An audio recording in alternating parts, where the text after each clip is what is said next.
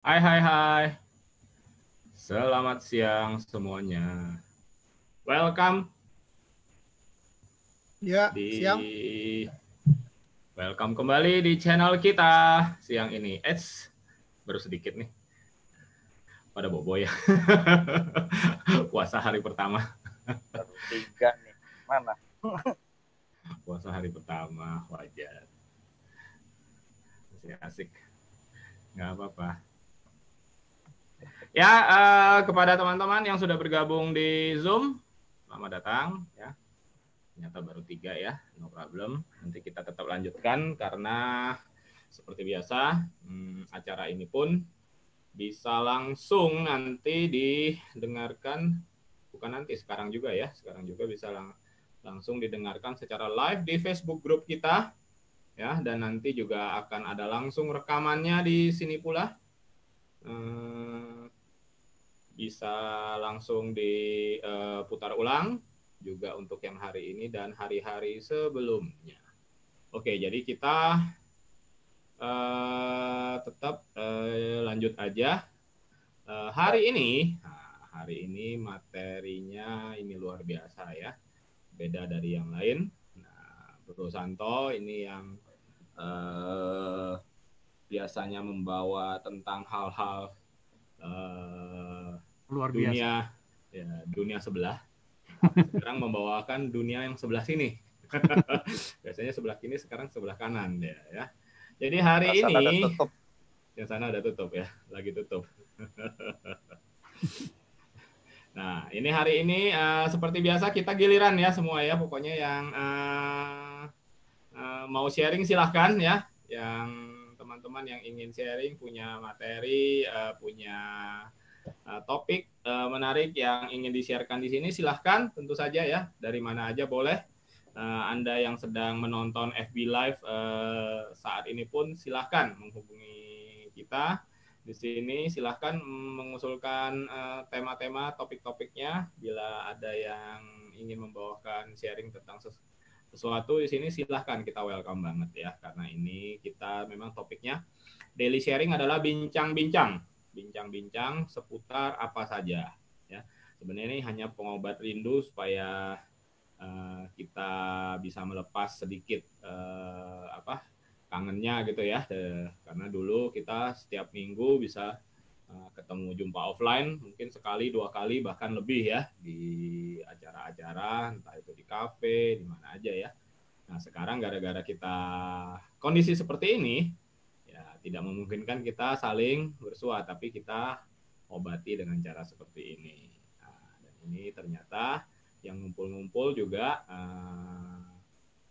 para teman-teman yang punya kapabilitas di atas rata-rata semua, sehingga wajar kalau kita minta saling sharing ya tentang topik-topiknya. Dan dari awal sudah terjadi mengalir aja ya. Jadi kita sudah ada lakukan ini dari awal bulan mungkin ya, dari akhir bulan lalu atau awal bulan ini ya. Dan ini sudah kita lakukan setiap hari di meeting ID yang sama dengan password yang sama. Ya, jadi Anda boleh tune in terus setiap hari di sini atau melihat kelas-kelas sebelumnya, meeting-meeting sebelumnya di Facebook group. Oke, mungkin itu saja kita, karena ini bulan Ramadan, kita harus memikirkan kita nggak bisa selesai di mepet-mepet jam 6-an ya. Benar ya teman-teman ya. Karena kita harus memberikan waktu pada yang teman-teman juga, baik yang ikut Zoom ini maupun yang di Facebook Live, untuk berkesempatan mempersiapkan diri di buka puasanya. Nah, mungkin kita akan tutup di sekitar jam 5 aja. Nah, oleh karena itu kita tidak perlu terlalu nunggu lagi ya. Nah, biarkan teman-teman yang nanti akan belakangan bergabung, silahkan aja, no problem.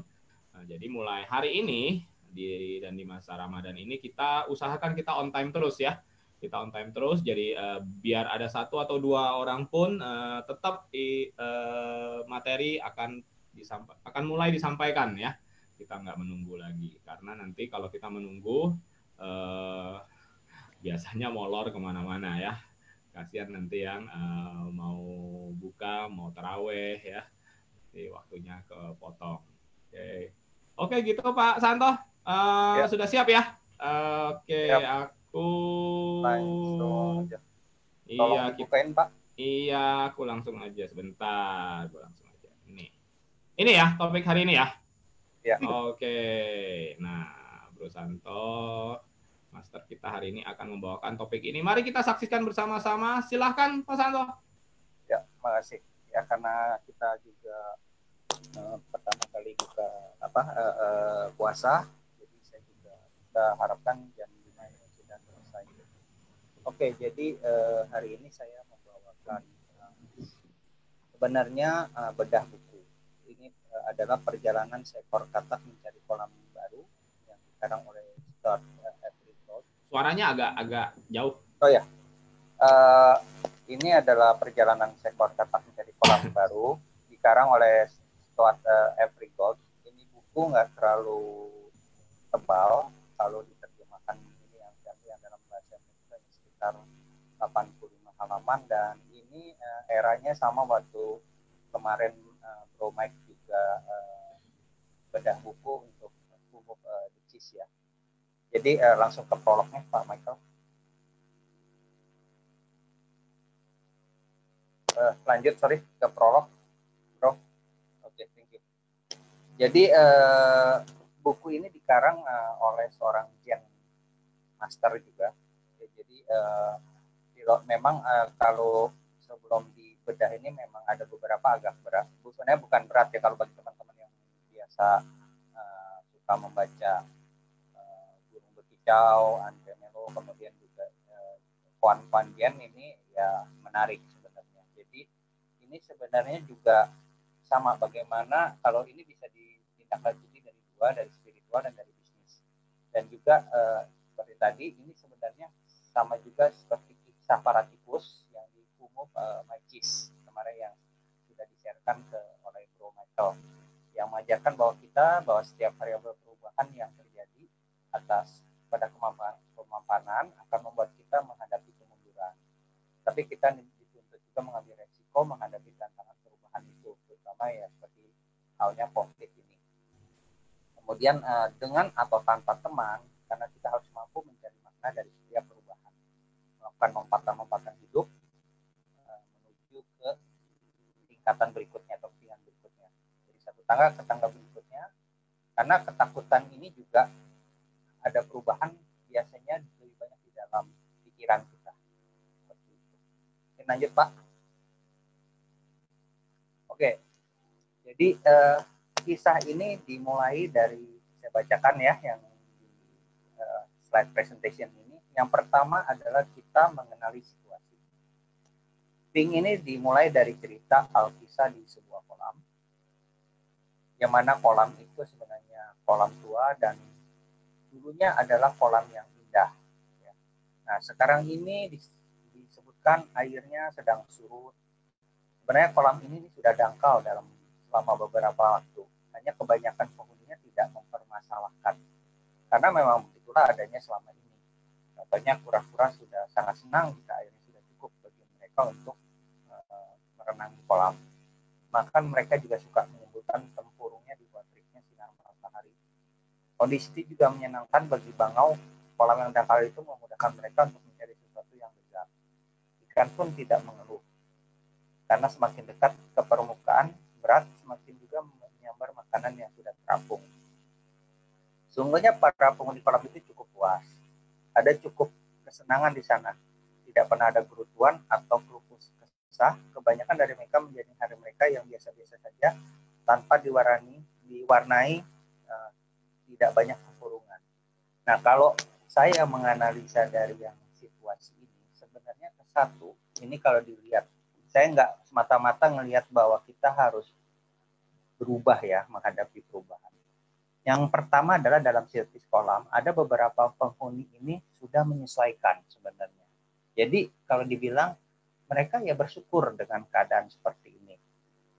Ini jadi sesuatu perubahan itu harus disingkapi juga. Ada orang yang memang dengan cepat berubah, ada juga yang memang agak resisten gitu. Tetapi yang kemarin saya sangat menarik kemarin yang Pak Michael ungkapkan waktu mindfulness ini, kita penonton aja gitu. Dan kadang-kadang menurut saya sesuatu situasi itu juga kita harus ukur dengan kemampuan kita. Contohnya saya sudah umur 52, ketika saya akan pindah kerja, tentunya saya akan tidak sebisa anak-anak muda yang sering loncat-loncat kerja, biarpun tawarannya banyak ke saya. Karena saya harus mempertimbangkan, begitu saya loncat, saya gagal, misalnya nggak bisa menyelesaikan diri, saya harus mempertimbangkan resiko tidak mudah lagi untuk mencari kerjaan. Seperti halnya anak muda, biarpun saya punya pengalaman, tetapi karena anak muda kan lebih energi, dari segi gaji juga seperti itu. Kalau saya lihat juga mengenai situasi ini, kalau saya lihat di kolam itu, saya umpamakan saya bukan si pingnya gitu loh, tetapi yang lainnya. Tetapi tentunya kalau kolam ini makin surut, ya mau nggak mau kita harus melakukan sesuatu atau do something. Seperti itu. Next, Pak. Lanjut, Pak. Sorry. Yang kedua adalah mengenali kemampuan diri. Nah, kita mulai fokus ke ping. Ping ini adalah seekor katak, ya, kita kan betul. Namun lebih dari itu, dia adalah katak yang dalam garis keturunan yang bisa dibanggakan. Ping ini adalah katak yang pelompat yang sangat berbakat, bisa melompat paling jauh dengan hasil yang sangat sekali jejak. Ping dapat melompat 9 kaki, mungkin 9,3 inci. Kemudian bakat ping si katak ini juga sedemikian mengagumkan sehingga semua penghuni kolam itu akan menghentikan aktivitasnya, kagum istilahnya, untuk menyaksikan ping melompat, seperti merasa terhormat menyaksikan sesuatu yang mengagumkan itu. Tetapi di sini poinnya adalah ping tidak pernah menghiraukan kekaguman mereka. Yang ia ketahui hanyalah bahwa dulu melompat dengan jarak jauh itu luar biasa menyenangkan. Namun sekarang yang paling menyedihkan rasanya tidak ada lagi lompatan yang bagus di kolam, apalagi dengan air yang tinggal sedikit itu. Jadi sebenarnya di sini hanya kita yang tahu untuk mengenali kemampuan diri kita, bagaimana emosi kita ketika terjadi perubahan itu. Jadi dalam hal ini ping dia nggak puas, biarpun yang lain sore atau apa seperti itu, tetapi ping ini merasa ada sesuatu yang harus dicapai lebih, karena ada keadaan yang menurut dia berkurang selama ini dia terpuaskan, seperti itu. Lanjut, Pak. Dilanjutkan, pada intinya untuk menjalani hidup yang penuh berkat, Anda harus memiliki 2 hal. Anda pertama harus memiliki hasrat yang kuat, yang hidup untuk dengan segenap potensi Anda. Kedua, Anda harus memiliki keinginan dan kesediaan untuk menjalani setiap hari. Ping memiliki keduanya. Yang tidak ping miliki hanyalah air, dan dia membutuhkan air untuk bisa melompat ke kolam. Berarti di sini disebutkan bahwa sebenarnya bukan keadaannya yang dia nggak bersyukur, tapi dia ada satu passion yang membuat dia harus melompat itu, dia butuh air, seperti itu. Jadi harus ada sesuatu misinya, supportnya yang selama ini yang dia harus perlukan, ya, untuk dia mengenali diri sendiri, sehingga dia juga kemampuannya dia akan terasa. Selama ini kolam itu hanya penuh terisi air selama musim semi. Nah, tadi yang sebenarnya kalau bagi orang lain, bagi penghuni lain nggak masalah, karena setengah dalam setahun itu 3 bulan itu terisi air, tapi yang lainnya makin kecil. Dan didapati bahwa walaupun berdiam dengan setengah hati, kolam tua itu tidak menjadi soal bagi penghuni lainnya. Tidak demikian halnya dengan ping. Jadi dalam berprinsip juga kita harus mengenali diri kita sendiri. Lanjut, Pak. Kemudian untuk mengenali motivasi diri. Ini dilanjutkan, ping mengangkat bahu dan menghela nafas. Dia merindukan keleluasaan dan kedalaman dari air kolam yang tadinya dangkal itu. Dia pernah menikmati kegembiraan sebagai halnya suasana damai dan aroma melenakan dari bunga teratai serta bakung yang tengah mekar, yang biasanya menyelimuti permukaan air. Dan itu tidak ada makhluk pun bisa menyangkal betapa damainya gemerisik ilalang yang bergoyang ditimpa angin sepoi-sepoi di antara rumputan bambu. Dulu pemandangan air ini menjadi sumber kebahagiaan batinnya. Tapi semua itu lenyap. Dan apa yang tertinggal di tempat ini tidak lagi memberikan apa-apa bagi jiwa Pink. Inilah yang disebut adalah tidak hanya secara materi. Dalam bekerja juga, apa sih yang menimbulkan sesuatu motivasi bagi diri kita? Ada yang tidak semata uang, tetapi dengan dia mendapat performa yang bagus, tantangan yang meningkat, seperti itu, dia terpuaskan dengan itu. Jadi tidak semata-mata kita melihat ini dari uang. Kemudian juga ada juga yang melihat ya balancing seperti itu. Misalnya antara dia bisa beribadah, bisa bekerja dan sebagainya. Nah, tiba-tiba terjadi perubahan manajemen yang mengharuskan dia untuk bekerja selalu sampai jam 10 malam atau jam 12 malam. Itu juga tidak kalau dilihat dari sudut materi itu kok kenapa orang itu kelihatannya malas. Jadi jangan menghakimi dulu yang kemarin. Kita lihat dari penonton itu melihat apa motif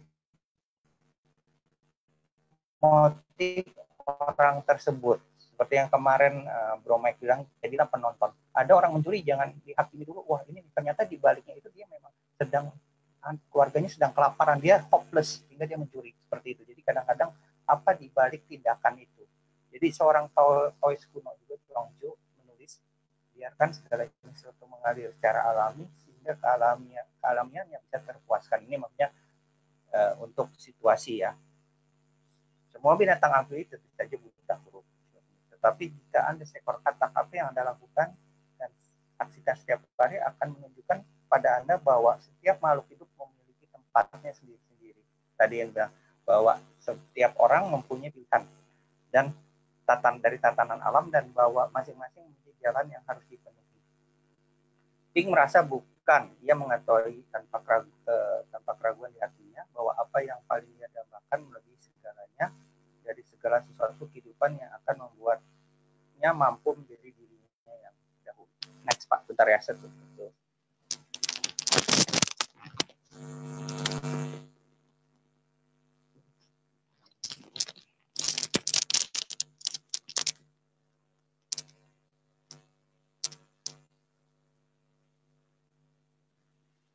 Nah, di sini disebutkan bahwa sedemikian kuatnya keyakinan Pink atas bakat bawaan dan kemampuan uniknya, sehingga ia melewatkan hari-harinya dengan duduk di pinggir kolam, sekedar melampungkan impian terbesarnya untuk semaksimal mungkin menjaga dirinya sendiri.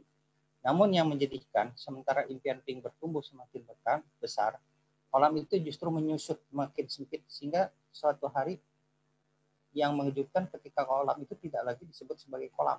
Lingkungan nyaman dan tentram selama ini Pink nikmati pun musnah, sirna, bus-bus, lenyap.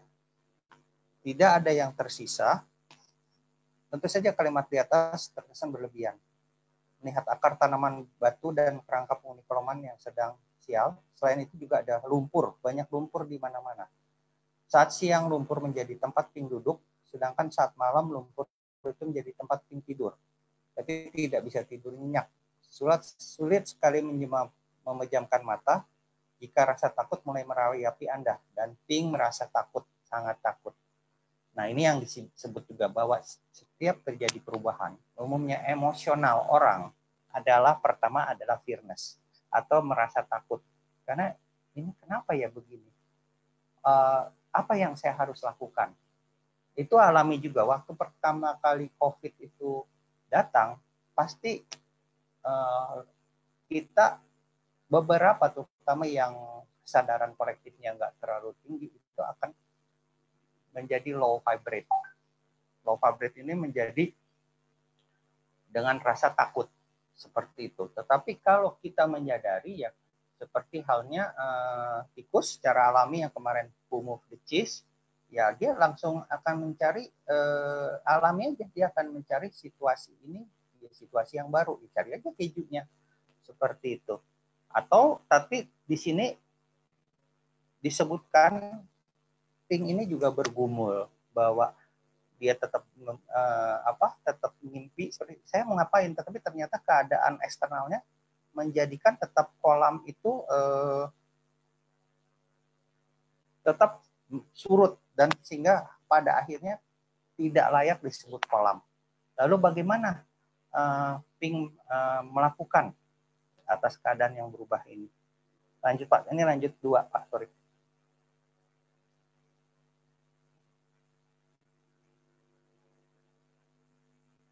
Sorry, mundur, sorry. Maaf. Yang mengenali ke dalam diri Pak. Ya, sorry, terima kasih. Di sini disamarikan bahwa perubahan-perubahan besar selalu menggelisahkan. Perubahan itu dapat menciptakan kebingungan, keraguan, kemarahan, kecemasan, dan keputusasaan.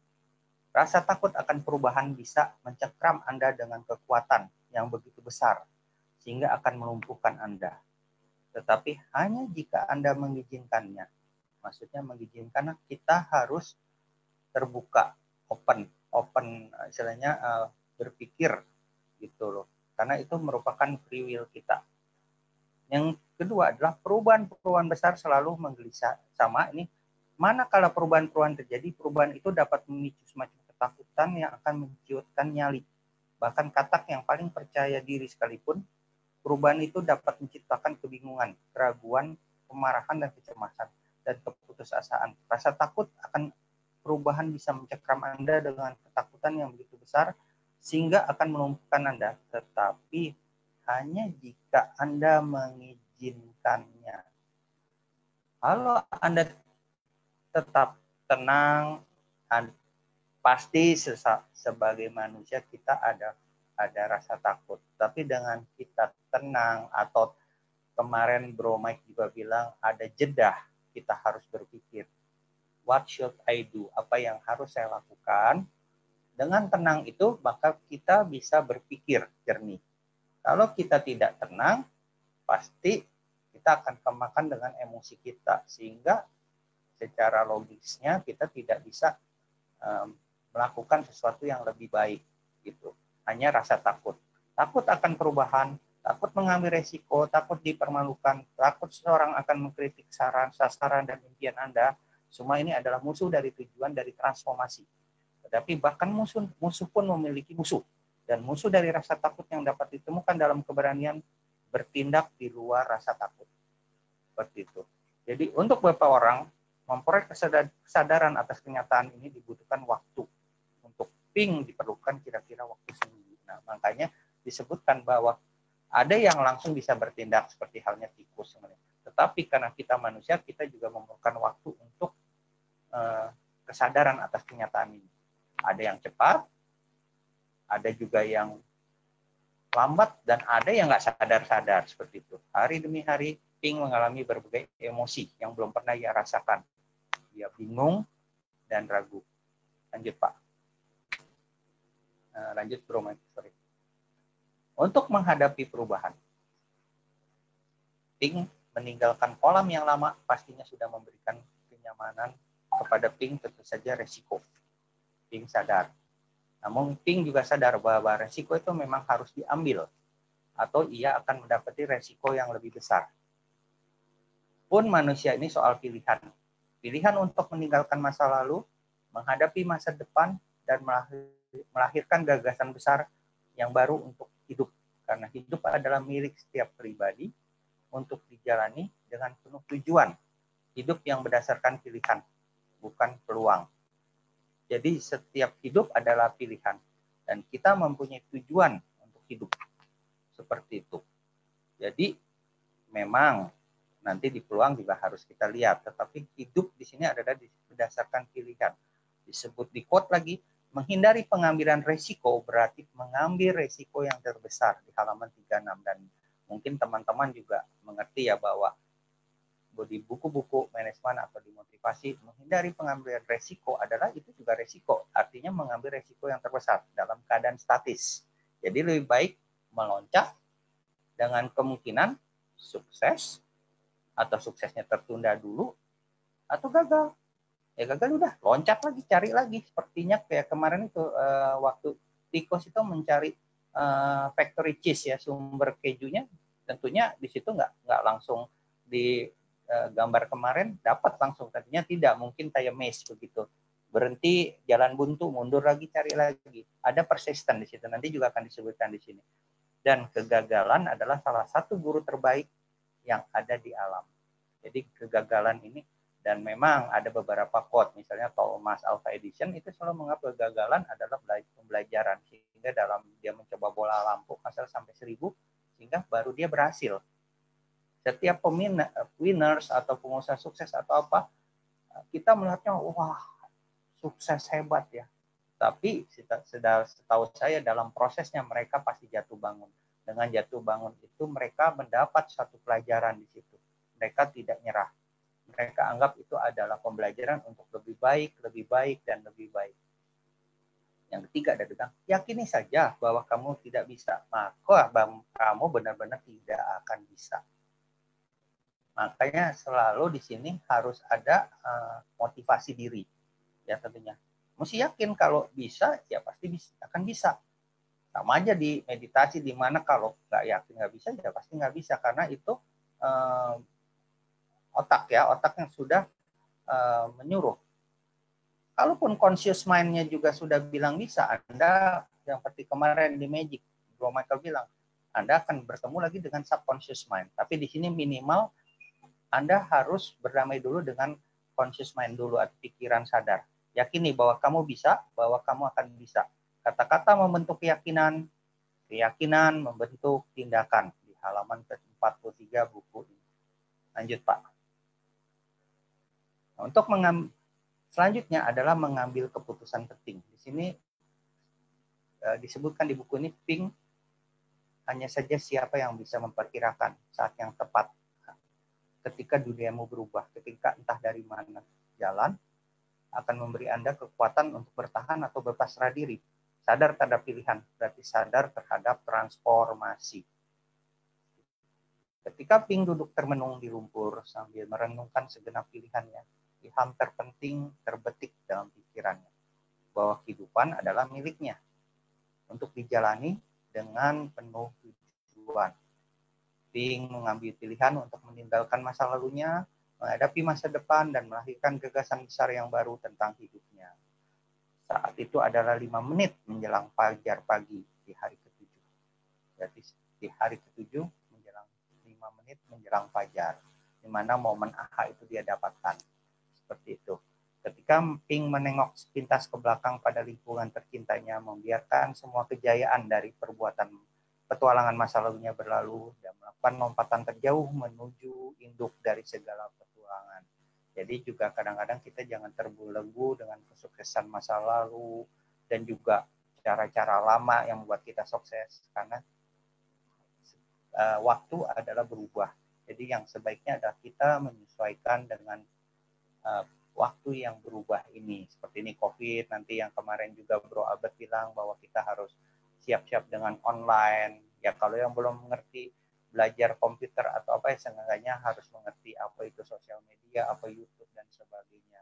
Karena kalau enggak, ya kita menjual satu produk, kita bekerja, ya akan ketinggalan. Seperti itu. Lanjut, Pak. Nah, ini disebutkan mendapatkan bimbingan. Ya, berarti dalam kita sesuatu yang baru, bisa kita sendiri, tetapi cara mengurangi resiko untuk kita jatuh bangunnya itu tidak terlalu besar, kita harus mendapatkan bimbingan. Dalam hal ini, ya seperti kalau misalnya online ya, kalau saya saran ya, bukan ini, ya carilah konsultan online, misalnya Network Number One ya, yang di sini ya, karena mereka sudah lebih mengerti, sehingga kita nggak harus belajar dari nol, kita menyerap apa yang mereka sudah ketahui, seperti itu. Jadi di sini sebutkan lompatan pertama sangat jauh, lompatan kedua lebih jauh, ketiga, keempat, dan seterusnya. Tapi tibalah ia pada hutan belantara dengan pohon yang sangat tinggi dan semak yang berimbun.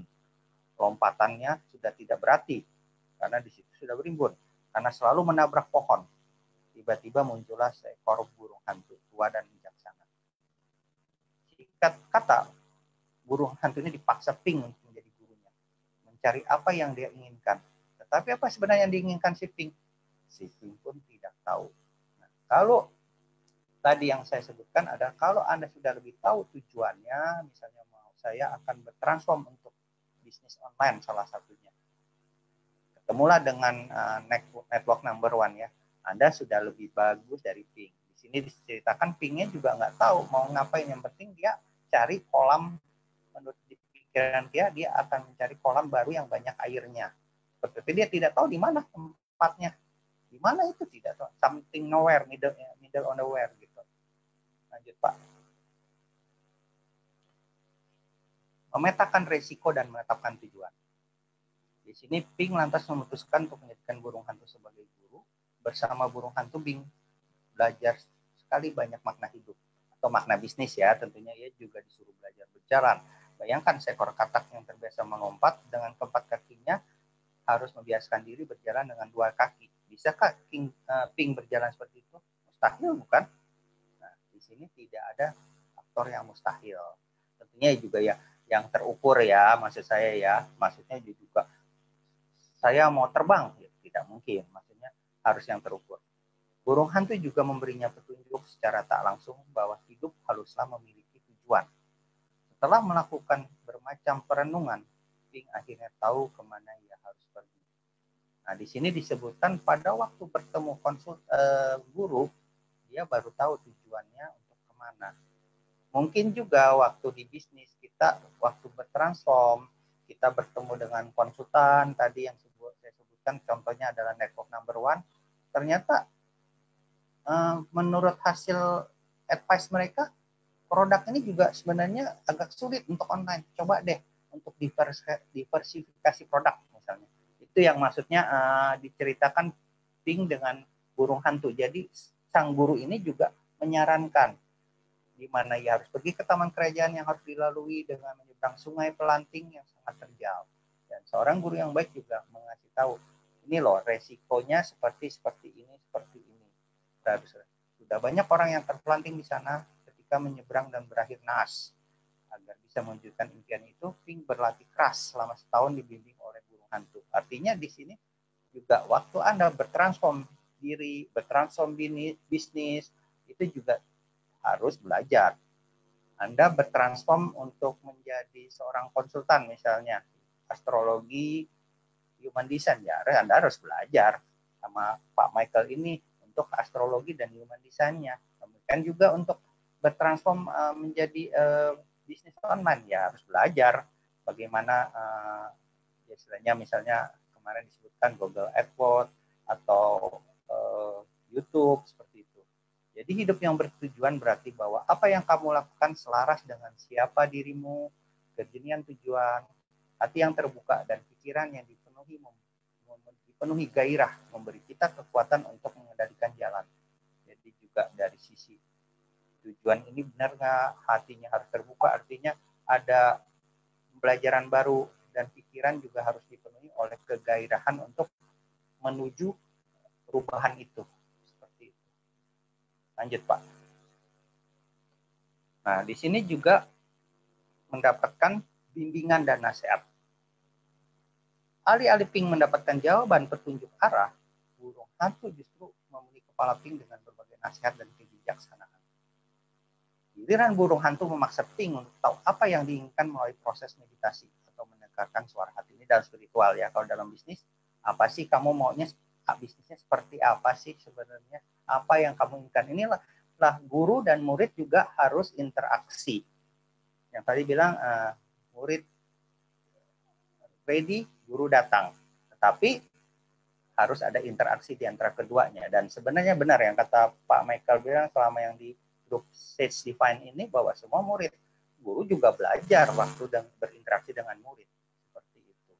Menurutnya siapa dirinya itu? Siapa dirinya itu yang menganggap dirinya begitu istimewa? Siapa dirinya itu yang menganggap dirinya mampu mengejar impian? Siapakah dirinya itu yang mengira memiliki kemampuan untuk mendapatkan apa saja yang ia inginkan dari kehidupan? Ini balik lagi ke dalam. Jadi gimana? Siapa nih saya gitu? itu juga mengikis rasa apa ya, sombong gitu loh, bahwa kita juga harus mengenali diri kita sendiri gitu loh, bahwa kita tuh juga harus berubah, siapa kita ini gitu. Tetapi tentunya kita juga punya rasa percaya diri ya, bahwa kita memang diberikan Tuhan, setiap orang unik dan istimewa seperti itu. Lanjut Pak. Nah di sini ada persistensi untuk mencapai tujuan. Setelah terbayang semua kolam tanah kerajaan yang indah, tetapi mencapainya ada sungai pelanting yang harusnya sanggup menghancurkan apa saja. Untuk melewatinya, Pink harus melatih keras kakinya. Agar sanggup melewati sungai itu, sebulan, 2 bulan, setahun dilewati Pink untuk berlatih. Oh iya, patut diketahui bahwa Pink sebelumnya telah belajar berjalan. Keterampilan yang mustahil dilakukan seekor katak yang biasa melompat. Hanya dengan niat, kemustahilan dapat dibalikan. Jadi persistensi di sini. Selama kita niat apapun, pasti akan bisa kita lakukan seperti itu. Tapi tentunya ada jatuh bangun di situ. Tentunya juga ada, menurut saya ada modifikasi sedikit lah seperti itu. Tapi kalau memang ada juga yang memang karakternya memang sangat kuat sehingga apapun pasti bisa seperti itu. Ini tergantung lagi dari karakter dan motivasi orang seperti itu. Lanjut Pak. Nah, setelah di Pink ini belajar, siaplah waktunya dia untuk menuju sungai tersebut. Saya sebutkan inilah melepaskan ketergantungan dan ikhlas. Jadi saya sebutkan apa sih maksudnya. Tibalah hari yang ditentukan, Pink telah mempersiapkan lompatan terjauhnya untuk melawan sungai pelanting. Arus deras cukup menggetarkan, tetapi tidak ingin latihannya selama ini tersia-sia.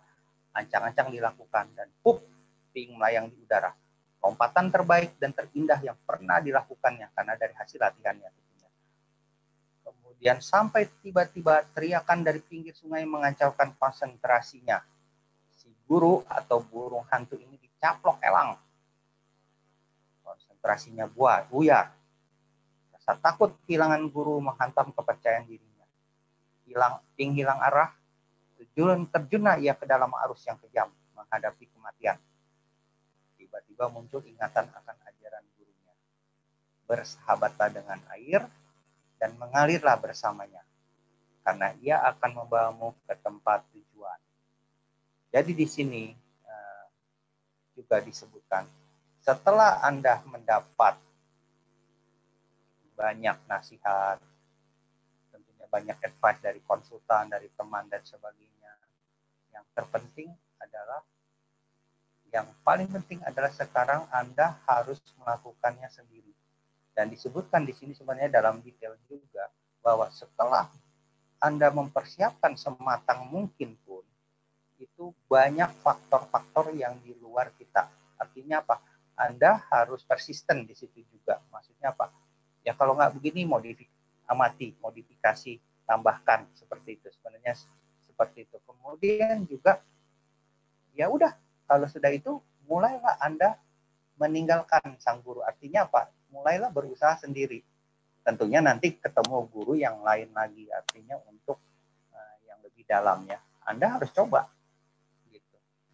Makanya saya sahabat juga Pak Bro Michael, setelah belajar astrologi ya mulailah ada beberapa teman-teman di sini. Ayo, silakan Anda presentasi sendiri.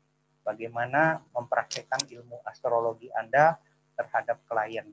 Mulai dari misalnya dari grup sendiri atau dari lainnya. Itu adalah salah satu agar mandiri. Kemudian juga di sini kalau saya baca di Pink ini juga, setelah semuanya beres, kadang-kadang ada faktor yang namanya di luar kuasa kita. Jadi dan itu ada dua sebenarnya, ada peluang dan ada faktor ya di luar kuasa kita ya, melalui doa dan sebagainya. Dan di mana juga kita harus mengetahui peluang yang terjadi. Gitu. Antara ini takdir dan nasib-nasib itu ya bagaimana dengan kerja keras kita mencari menyamakan dengan peluang yang terjadi. Seperti itu. Tapi kalau takdir itu ya memang kalau kita takdirnya hanya dijadikan orang kaya, bukan super kaya ya, kita hanya menjadi kaya, itu udah urusan semesta seperti itu. Yang disebut di sini terjun ke dalam arus yang kejam, tetapi pada saat dia frustasi di sini juga muncul ingatan akan gurunya, bersahabatlah dengan air, karena memang air itu adalah ya dengan katak ya memang paling dekat dengan air, mengalirlah bersamanya. Jangan dilawan kadang-kadang. Jadi di situ juga mungkin di buku ini akan ada yang berbatu-batu, dia istirahat dulu di batu itu sampai kemudian juga dia setelah kuat dia melompat kembali seperti itu. Jadi ini juga termasuk persistensi, yaitu melepas ketergantungan dan ikhlas. Lanjut Pak.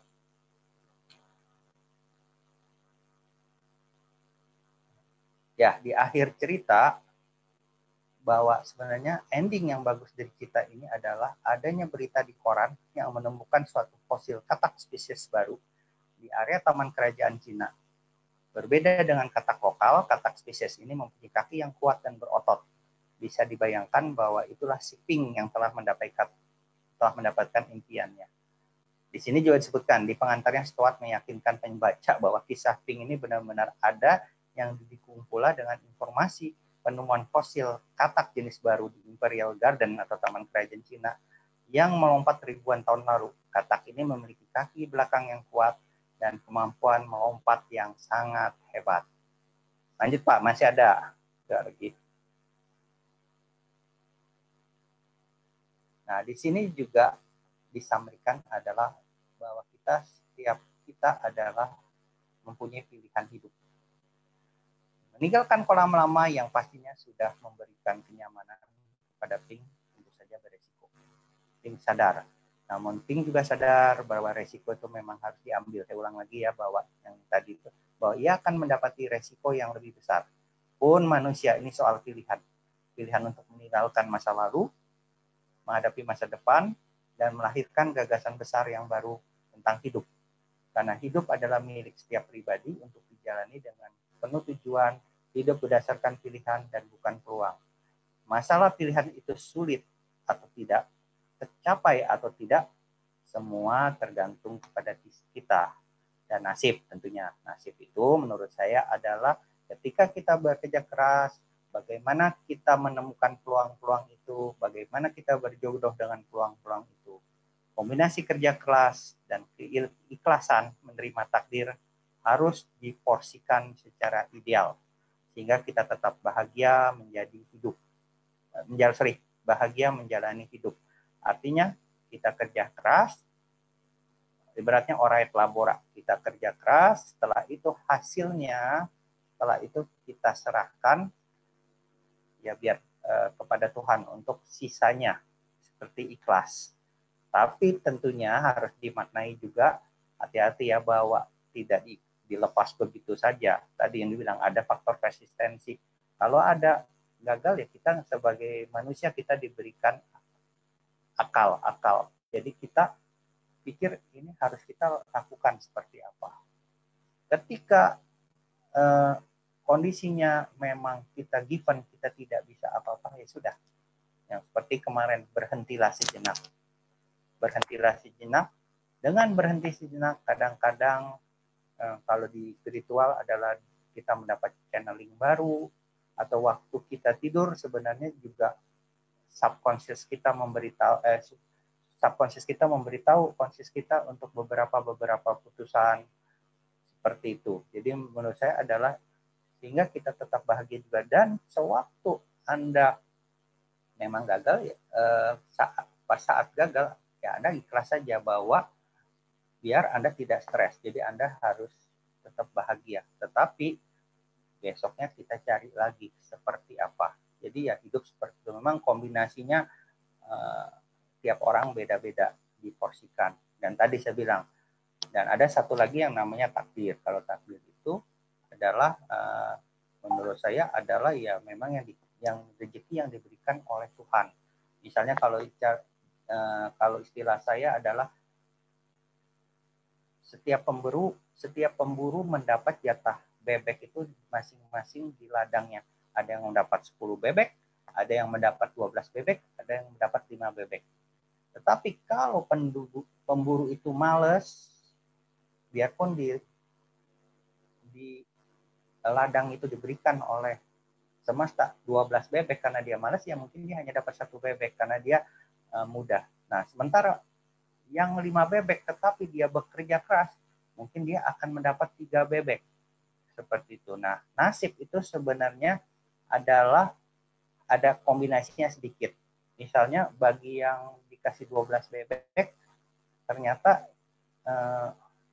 yang 5 bebek ini dia berusaha keras dan dia berdoa. Ya, tentunya karena dia dapat 5 bebek, tapi semesta memberikan dia kemudahan. Misalnya dari 5 bebek itu, hari itu rezekinya dia 3 bebek.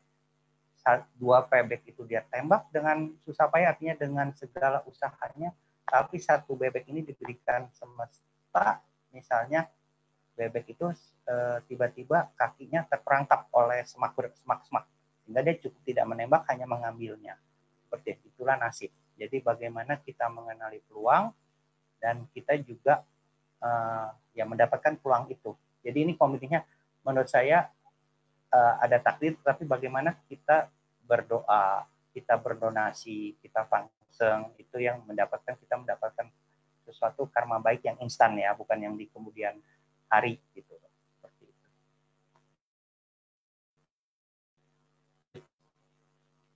Yang terakhir, lanjut Pak Michael. Nah, ini kita secara spiritual, kita diajarkan mengenai kebahagiaan.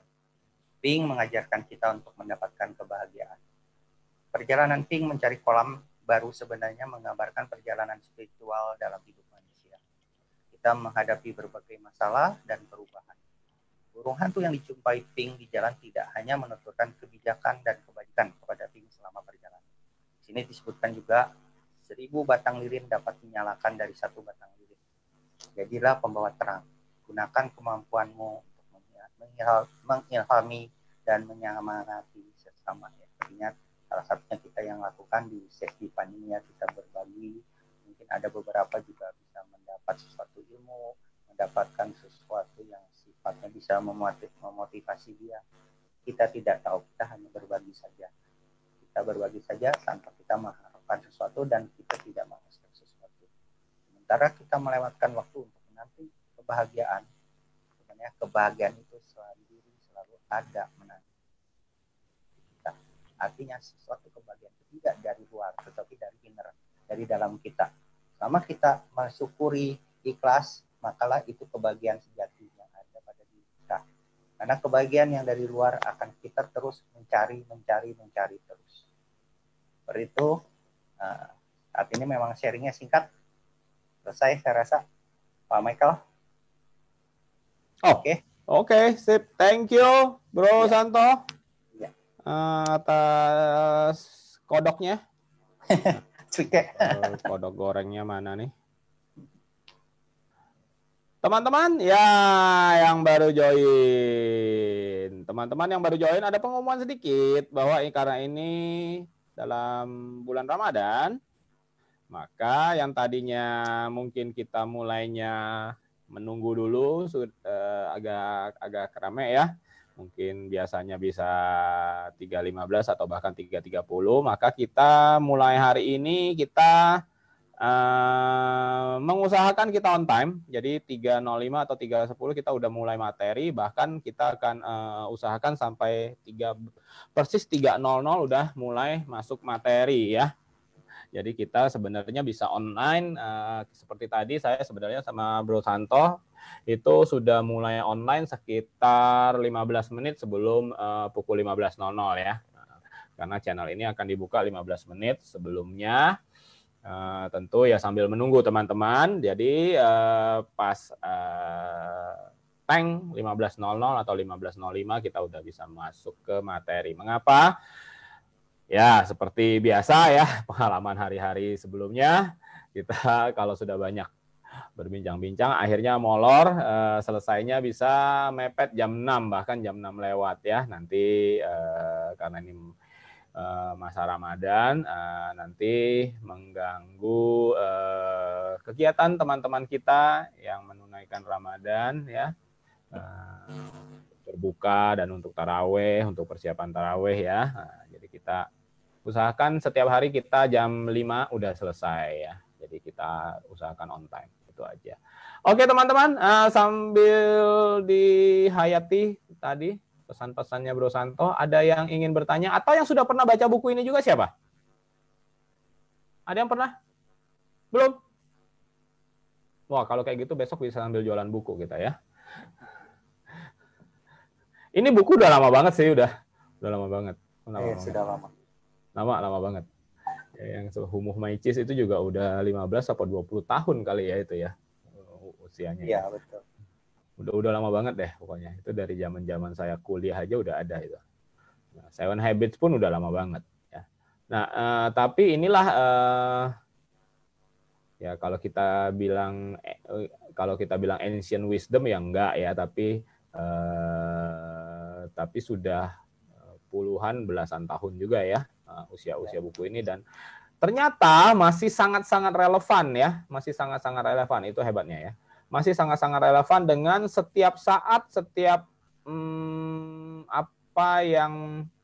setiap bagian dari kehidupan kita ya, bahkan sampai saat ini pun yang setelah puluhan tahun bukunya terbit, tapi cerita-ceritanya tetap menginspirasi dan sangat relevan. Itu artinya apa? Kita ini juga manusia ini dan segala sesuatunya terlibat dalam sebuah siklus pasti ya. Siklus atau pattern ya. Jadi ada pattern yang besar yang terjadinya itu lagi. Memang dalam konteks yang berbeda, teknologi pasti beda ya. Gaya hidup kita pasti beda. Kebutuhan hidup juga pasti beda ya. Dulu mungkin belum ada banyak mall, sekarang sudah terlalu banyak mall. Dulu belum terlalu banyak gadget, sekarang kita sudah banyak gadget. Apapun hidup kita malah centered on our gadget ya. Seperti sekarang juga ya. Dulu internet masih barang mewah, sekarang jadi kebutuhan pokok ya. Bahkan ada yang menganggap mungkin kalau bagi kita satu hari makan sekali pun nggak apa-apa ya, asal online 3 kali gitu ya. Kebalik ya, makan 3 kali nggak perlu. Makan cukup sehari sekali, tapi online-nya 3 kali sehari. Ya, ini sebuah jadi kebutuhan ya, hal-hal seperti ini.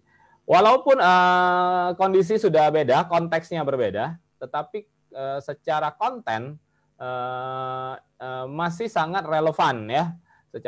Secara konten buku-buku ini masih sangat relevan, dan memang kita hidup dalam pattern seperti ini, pola-pola ya. Ya makanya astrologi itu sangat relevan sampai hari ini karena manusia juga hidup dalam pola-pola. Ayo teman-teman, kalaupun belum ada yang baca, belum ada yang sempat baca buku-buku ini, ada yang mau komen? Halo Komai. Hai, mana aja lah. Utang lu banyak loh. Hai Komai. Hai semua. Aku share dikit Komai boleh tentang kebahagiaan. Wis man. Dia baru dapat duit banyak nih kayaknya. Mumpung dapat insight. Ya, terus ketika kita akan berbagi kebahagiaan, bahagiakan dulu diri kita. Baru kita bisa membagi kebahagiaan. Karena bullshit orang ngomong, oh saya berbagi kebahagiaan. Tapi kalau di dalam dirinya belum ada kebahagiaan, yang akan dibagikan adalah kekhawatiran. Jadi kebahagiaan semu. Jadi ketika kita bisa bahagia dengan diri kita, maka apa yang kita pancarkan itu adalah kebahagiaan. Ketika lilin kita sudah terang, menyala, barulah kita bisa menyalakan lilin-lilin di sekitar kita. Itu aja kok Mike, insight. Siap, thank you bro. Aku boleh komen nggak? Boleh. Itu hal yang penting banget ya. Ini hal yang penting banget. Jadi sebelum kita bisa membahagiakan orang lain, kita bahagiakan diri sendiri dulu. Nah, tapi bagaimana cara membahagiakan diri sendiri kalau kita sedang susah? Terimalah kesusahan itu. Nah, aku ada counter usulnya sih, Bro Arif. Dulu aku sering ngomong seperti ini. Jadi ini kita buka topik untuk diskusi ya artinya ya. Oke. Siap. Jadi pada saat kita merasa, pernah nggak kita merasa kita adalah manusia paling susah di dunia ini? Aku punya banyak sekali beban, banyak derita, satu belum selesai, satu lagi datang, satu belum selesai, satu lagi datang, terus begitu, seakan bertubi-tubi, aku tak mampu lagi, benar? Pernah? Betul, atau betul. mirip seperti itu? Pasti? Betul, nah, betul. Pada saat kita sedang ada, merasa kita paling sedih, satu hal, obatnya satu hal. Mau nggak obat instan? Mau. Cari orang yang sama sedihnya atau lebih sedih dari kita. Yes. Pada saat kita sedih, cari orang yang sama sedih atau lebih sedih dari kita dan hiburlah dia. Betul. Dulu aku sering katakan seperti ini, ya, mungkin dari 10 tahun yang lalu. Pada saat kamu sedih, pada saat kamu merasa tidak berdaya, carilah orang yang lebih sedih dari kamu dan hiburlah dia. Mengapa? Karena semua yang kita ngomong sedih dan bahagia, asalnya dari mana? Asalnya dari comparing. Yes. Kita merasa kita sedih. Kita merasa kita miskin. Kita merasa kita nggak punya. Kita merasa kita tak berguna. Kita merasa kita ya orang yang malang. Aku sering ngomong begini. Ini kita melenceng sedikit. Aku sering ngomong begini. Pernah nggak menghadapi atau sekedar tahu ada teman kita atau teman punya teman atau keluarga atau apapun ya yang ada niat bunuh diri? Ada. Ya, yang mau niat bunuh diri. Ini kan sudah drastis ya, udah drastis. Ya, betul. Aku kasih contoh yang Ekstrim. ini aja, ekstrim. Mau bunuh diri.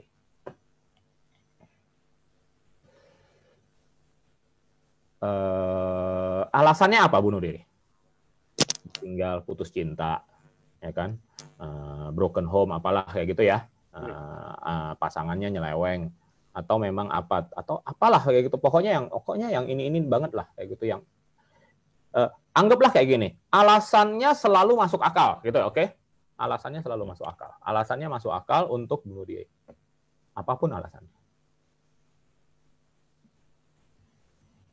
Yang aku selalu keingat adalah dulu waktu zaman masih televisi hitam putih. Dulu aku televisinya hitam putih waktu masih di Jambi ya. Waktu itu masih SD aku ya. Dan disitulah zaman-zaman SD, SMP itu zaman-zaman kita di TVRI, nggak ada siaran lain. Zaman-zaman hanya Dunia Dalam Berita.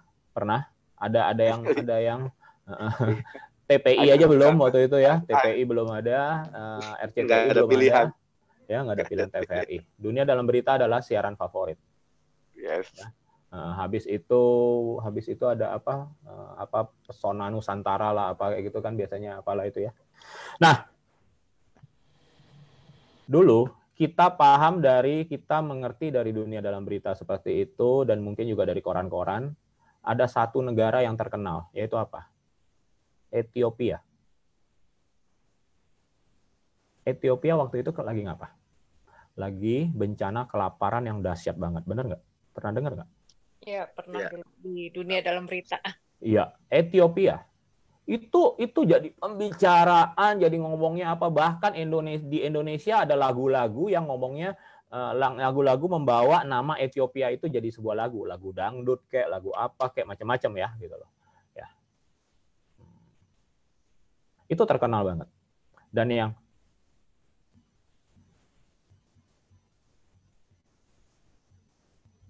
aku sangat terharu dengan satu hal. Ada gambaran seperti ini. Di daerah yang, kalau orang kelaparan itu gimana? Kalau orang Afrika kelaparan itu apa? Gimana? Anak kecil gitu ya, yang telantar, segala macam. Entah, nangis aja udah nggak mampu kan? Udah duduk aja kayak gitu kan? Nangis aja nggak mampu, laler berterbangan kemana-mana, benar? Pernah kebayang nggak? mamanya entah kemana, mamanya juga duduk terkapar begitu ya, cuman ngapain gitu ya, nyusuin juga nggak ada susu lagi, reot gitu ya tubuhnya, anak yang lain terdampar lah kemana-mana, nggak bisa main, nggak bisa apa-apa gitu segala macam. Nah, laler kemana-mana, kotoran kemana-mana, ada burung lagi entah makan apa, bangkai-bangkai segala macam. Itu gambarannya. Dan pada saat ada tim bantuan PBB biasanya ya, yang datang. Menyerahkan apa? Bantuan dong, makanan apa segala macam. Biasanya yang pertama kasih pasti minum, air bersih kan. Air bersih, makanan, roti lah atau apa yang bisa dimakan. Anak-anak itu, keluarga itu, satu kampung itulah, entah cuma berapa orang, beberapa belas orang, berapa puluh orang, itu ngerubungin, ya, dengan kekuatan sisa-sisa terakhir, mereka bangun, merangkak, bangun, ngumpul, mereka terima itu, mereka minum. Nggak bisa lagi ngomong itu bahagia atau enggak, tetapi itu adalah harapan.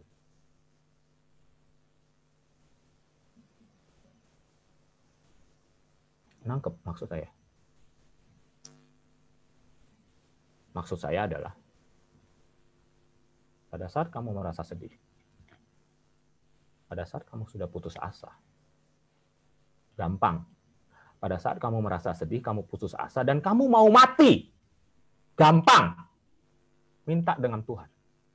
Minta dengan Tuhan, tukarlah dirimu dengan orang yang lagi kelaparan seperti itu. Tukarlah dirimu. Minta Tuhan, penguasa alam semesta ini. Tukar. Mereka jadi dirimu sekarang, duduk di dalam ruang yang punya AC, nggak kepanasan, tapi engkau mau mati. Sedangkan engkau jadi di sana, Afrika, kelaparan, kurus kering, ada laler bertebangan kemana-mana, yang memang sudah mau mati pun tidak peduli. Tukar. Berani nggak?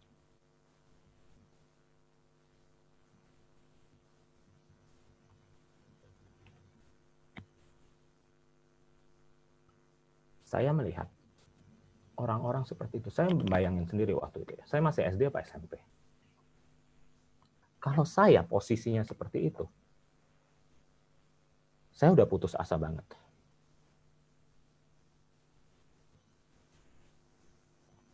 Mungkin aja saya akan membiarkan diri saya yang nggak bergerak. Benar nggak? Bisa nggak? Aku terkapar, udah aku nggak pengen apa-apa lagi. Tubuhku udah lemah lunglai seperti ini, udah kurus kering, udah luka di mana-mana, bopeng. Pernah lihat kan kalau orang yang Afrika miskin seperti itu kan bopeng kemana-mana, laler kemana-mana, benar ya? Perut buncit kemana-mana ya. Udah kemana-mana, ada luka segala macam, bahkan di wajah segala macam itu koreng segala macam itu laleran semua. Kalau mereka mau mati, wajar nggak sebenarnya? Lebih masuk akal nggak? Lebih masuk akal nggak kalau mereka yang sebenarnya mau mati? Lebih masuk akal. Lebih masuk akal. Tapi pada saat itu tim dari PBB datang memberikan bantuan, mereka masih berebut mau minum, minta air, dan mau makan loh. You bayangin.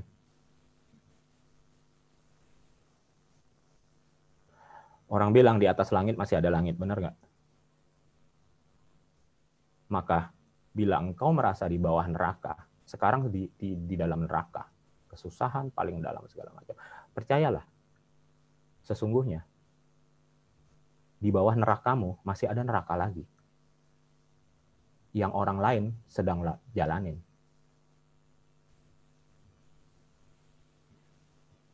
Jangan merasa dirimu yang paling sedih. Aku tak mengenal dirimu. Aku tidak akan tahu penderitaanmu. Tentu saja tentu pasti aku tidak akan tahu dan aku juga tidak mau tahu. Aku bukan bapakmu, aku bukan orang tuamu.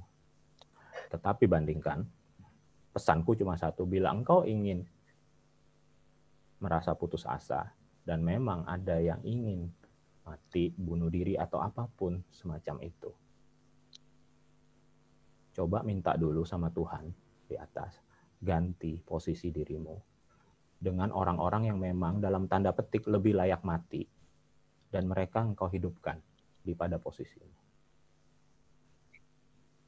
Orang seperti itu, kalau sekedar patah hati doang,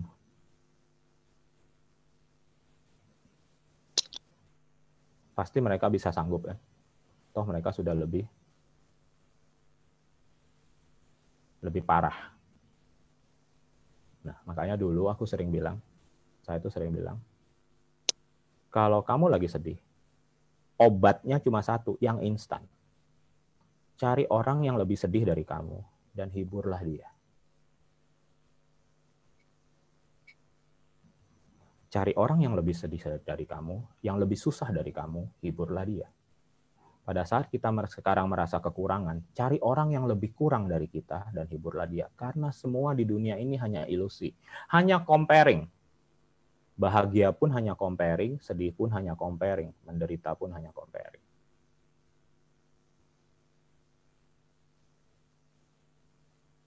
Oke, saya rasa cukup ya. Mungkin itu intinya. Silahkan di komen. Ini diskusi aja. Nggak, Bos? Boleh. Diskusi nggak? Sebenarnya benar yang Romain bilang. Nggak kedengeran suara lu. Benar. Jauh. Sorry. Dengar nggak? Ya. Sorry, deketin kelihatan mulut. Sebenarnya waktu berapa, sekitar 2 tahun lalu atau 3 tahun lalu ya. Enggak, 7 apa 8 tahun lalu. Itu saya pernah mikir gitu. Waktu itu ada pemenang Nobel di bidang ekonomi. Dia nggak kedengeran. Lu deket tapi suara lu nggak kedengeran. Oh, ini kedengeran nggak, Bos? Nah, ya. Yang dideketin itunya mic-nya, Pak. Iya. Sorry. Ditelan. Di bawah ya? Ditelan. Oke. Di sini kedengeran ya, Bos ya? Iya. Sorry. Salah. Jadi waktu 7 tahun lalu itu saya pernah lihat itu ada namanya di pemenang Nobel untuk ekonomi, namanya dia mengungkapkan Theory of Hope. Apa? Theory of Hope. Theory of Kalau Hope. saya tadi dengar hope. Oke, sorry. Jadi kalau dengar dari kata-kata Bromike, kalau saya memang kan waktu itu Bromike lagi bikin dalam kesadaran secara aware ya. Yang saya lihat adalah jika udah emosi menguasai, emang ini agak sulit gitu loh. Betul. Sangat sulit. Kalau kita lagi sadar kita bisa ngomong. Jadi sebenarnya kalau saya lihat bukan situasinya, situasi fisik, tetapi tidak ada di pendali hope. Kalau dia sudah ngerasa, gue bunuh diri aja, gue rasa nggak berguna, gue ngerasa nggak, kalau nggak ketemu orang ya, nggak ketemu, kayaknya itu mesti ada pendampingan, ada yang faktor eksternal yang berusaha mengalihkan dia dulu, gitu loh. Jadi namanya hope. Kalau lihat yang orang yang sudah kaya gitu, dia udah mestinya dia lebih dari orang Afrika itu. Tapi karena dia tidak ada hope, ya udah dia ngerasa, udah deh, ngapain hidup. Tetapi di case-nya orang Afrika itu, dia karena dia ngeliat pattern, mungkin ada orang PBB nih, bentar lagi ngasih air putih dan sebagainya, dia masih punya hope untuk kira-kira gue dapat minum, bukan hidup ya, saya bilang bukan hidup, gue dapat minum sehingga gue bisa minum. Sehingga itu kadang-kadang secara bawah sadar yang menyebabkan dia menjadi bertahan hidup. Tapi tentunya balik lagi, yang kalau yang saya bilang teori mati, kadang-kadang ada beberapa saya lihat jiwa-jiwa yang belum mau mati, tapi kondisi fisiknya udah tidak bisa. lewatlah dia itu yang artinya jadi nyangkut. Jadi saya lihat itu adalah yang kalau saya masukkan dengan theory of hope gitu. Ya untuk tambahan Bro Mike memang benar ada beberapa komparisi itu motivasi juga kemarin disebutkan ada beberapa orang yang mau bunuh diri waktu itu disebutkan dia mau bunuh diri udah mau loncat tiba-tiba dia ngelihat di seberang jalan itu ada orang gembira dia curious waktu itu dia mau loncat waktu itu ke jembatan mau terjun ke jembatan setelah dia lihat ternyata dia lihat halo bro dia bilang betapa indahnya hari ini dia bingung dia perhatiin orang ini kan buta kenapa dia bilang hari ini indah nah, itulah aha momen dia jadi dia tersadar bahwa ini orang buta aja nggak ngelihat apa-apa tapi ngerasa hidup itu sesuatu yang indah jadi ada satu komparisi yang tadi Bro Mike itu ini hidupnya lebih di bawah gua kok bisa gembira ya tersadar dia nggak jadi bunuh diri seperti itu sih menurut saya apa diskusinya gitu. Oke. Iya. Oke. Nanggapin ya Pak Mike. Yes bro. Saya sering nanganin terapi orang yang mau bunuh dia udah banyak kali sering banget ya memang pertama kalau misalnya yang kondisi yang kayak gitu pertama ya selesai dulu dicari dulu masalahnya akar masalahnya selalu yang datang yang kebanyakan tuh yang berat-berat yang mau bunuh diri digali dulu masalahnya berapa lapis emosi yang ke dalamnya selesai baru diselesainya memang selalu saya kasih pekerjaan rumah kok Mike pekerjaan rumahnya selalu saya kasih setiap hari beli nasi bungkus cari orang yang paling susah di sekitar kamu paling enggak 5 10 udah bagus selama 1 minggu dan waktu lagi makan ajak ngomong apa yang dirasakannya dan mulai ngelihat wajahnya kayak apa waktu nerima sumbangan dari kamu itu yang selalu saya yang saya ajarkan ya pertama ya selalu memang ya masing-masing masalah itu kan base-nya kan nggak tahu ya base-nya kan akar masalahnya kan masing-masing pasti berbeda itu yang digali dulu yang masalahnya selesai dulu habis itu memang kalau misalnya supaya ini untuk ngebangkitin awareness-nya dia baru masing-masing kalau misalnya habis terapi itu saya selalu kasih pekerjaan rumah entah apa gitu ya. Ya kalau ini ajak orang yang paling susah, lihat orang yang paling susah di sekitar deh bawa ini makanan.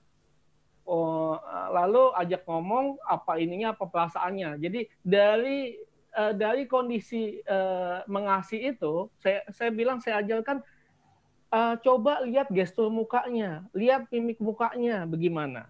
Kopi perasaan bahagianya dari orang yang menerima dari uluran bantuan dari diri kamu.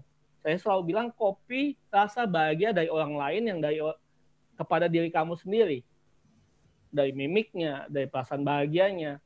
Dengan kayak begitu, kamu merasa jauh lebih beruntung daripada orang yang paling beruntung. Itu aja. Yes. Ya, sejalan dengan tadi ya bro ya artinya cari orang yang lebih susah dari kita.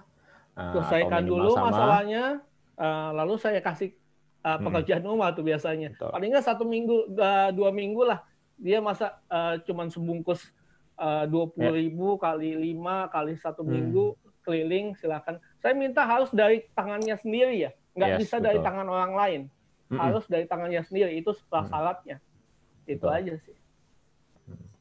Kalau perlu makan bareng di sana. Iya, saya bilang kalau perlu makan bareng. Kopi mimik mukanya, kopi perasaan bahagianya seperti apa? Baru di kopi baru bisa rasanya kayak apa? Yes, betul sekali. Gitu. Ini ya memang ya kalau misalnya masalah ataupun apa masing-masing nggak semua orang pasti punya masalah. Pasti kecil beratnya pasti punya masalah. Dan masalah itu ya harus memang ya di garis tengahnya harus diterima masalah itu. Harus diterima dan harus diikhlaskan. Habis itu memang berbagi itu memang obat yang paling positif buat itu, buat Yes. menyelesaikan penyakit hati. Ya. Mike, Yes. tanya dong. Ya. Kebahagiaan itu berbanding terbalik dengan ekspektasi nggak? Tuh Bro Santo yang bisa jawab. Ayo Bro. Yes. Saya. Oh, Bro Mike yang ditanya ke saya. Bro Mike aja lah. Bu Jennifer mau jawab nggak Bu Jennifer? Ayo. Oh, saya. Kebahagiaan dan ekspektasi. Ya lah. Pak Handoyo yuk.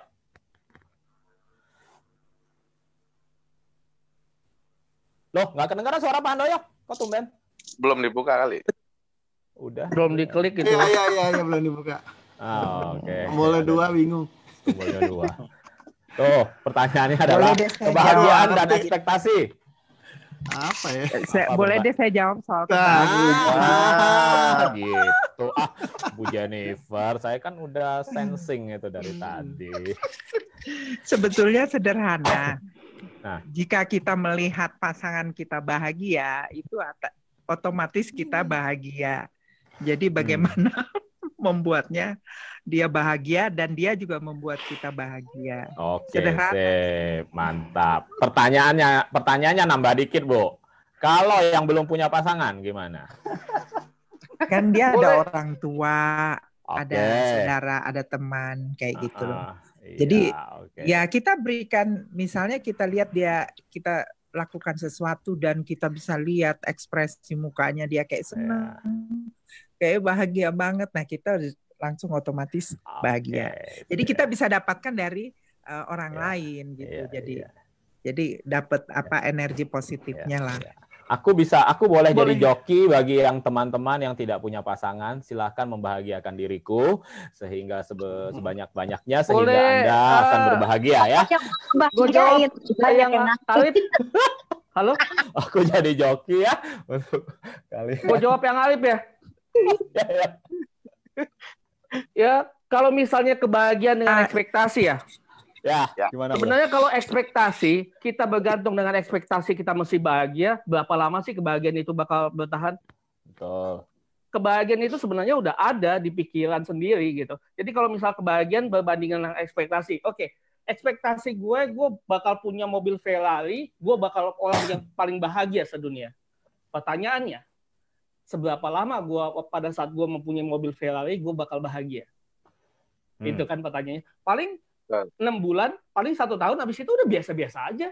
Ya, jadi kalau misalnya karena dia mulai compare dengan hal yang lain. Betul. Karena kebahagiaan kalau misalnya dianggapnya untuk mendapatkan sesuatu ekspektasi baru saya bahagia, itu ya sama sekali.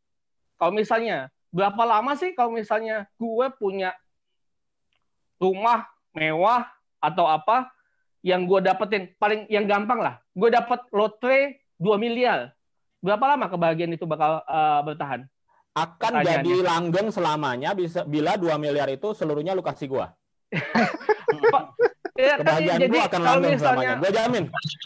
Jadi kalau misalnya jawabannya simpel, kalau misalnya kebahagiaan harus sesuai dengan ekspektasi, lu nggak pernah bahagia, men.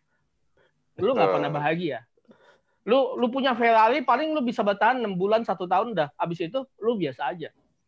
Atau lu punya apa gitu, punya rumah mewah ya begitu aja. Punya motor gede, gue ngincer motor gede 10 tahun, udah dapat 1 tahun gue pakai, habis 1 tahun ya gue biasa-biasa aja. Motor gede udah selesai.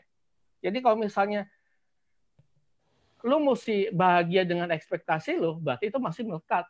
Cuman melekat doang, udah habis itu itu cuman sebatas di pikiran aja. Berarti bahagia itu berbanding terbalik ya dengan ekspektasi ya. Iya, artinya, kalau misalnya lu ngejar ekspektasi lu belum tentu jadi bahagia. Bahagia, betul. Ya, sedangkan luar biasa. Pertanyaannya, seorang biksu lah gampang ya, susah makan mesti turun gunung gitu ya. Makan dia nggak tahu makan besok apa, dia mesti turun gunung lagi, tapi dia bahagia aja toh. Betul. Ya, kalau misalnya turun gunung, besok dia mau makan apa? Turun gunung lagi.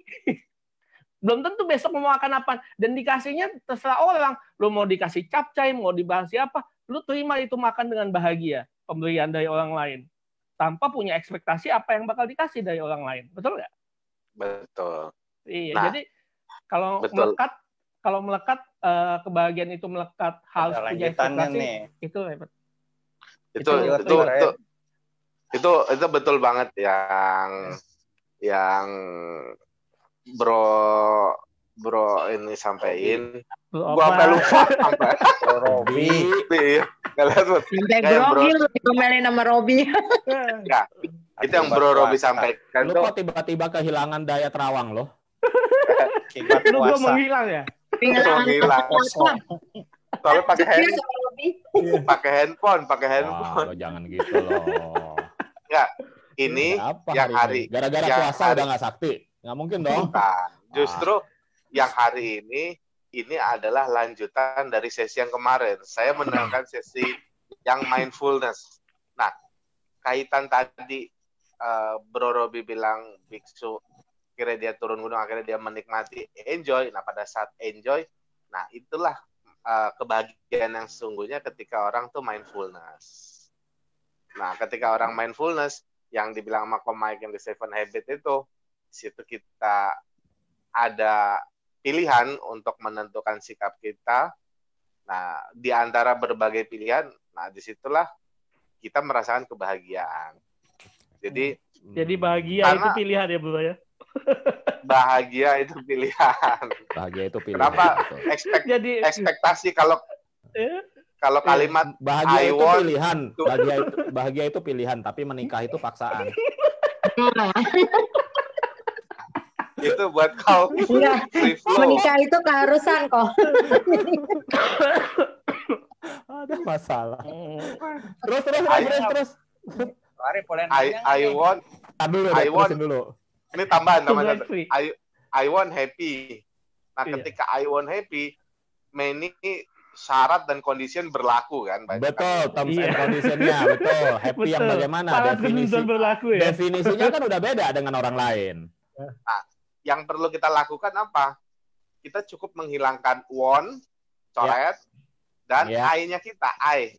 Ketika I dan want kita coret, want, sisanya happy gitu. Jadi happy itu unconditional.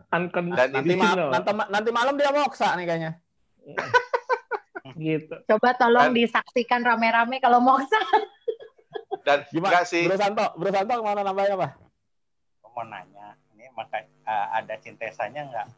Ini kayak iya maksudnya mau nanya ke Bro Arif. Mau nanya ke Bro Arif. Sintes apa tuh? Ini. Dulu kan ada Loa kan yang lu ingat yang mantan dia namanya Esa.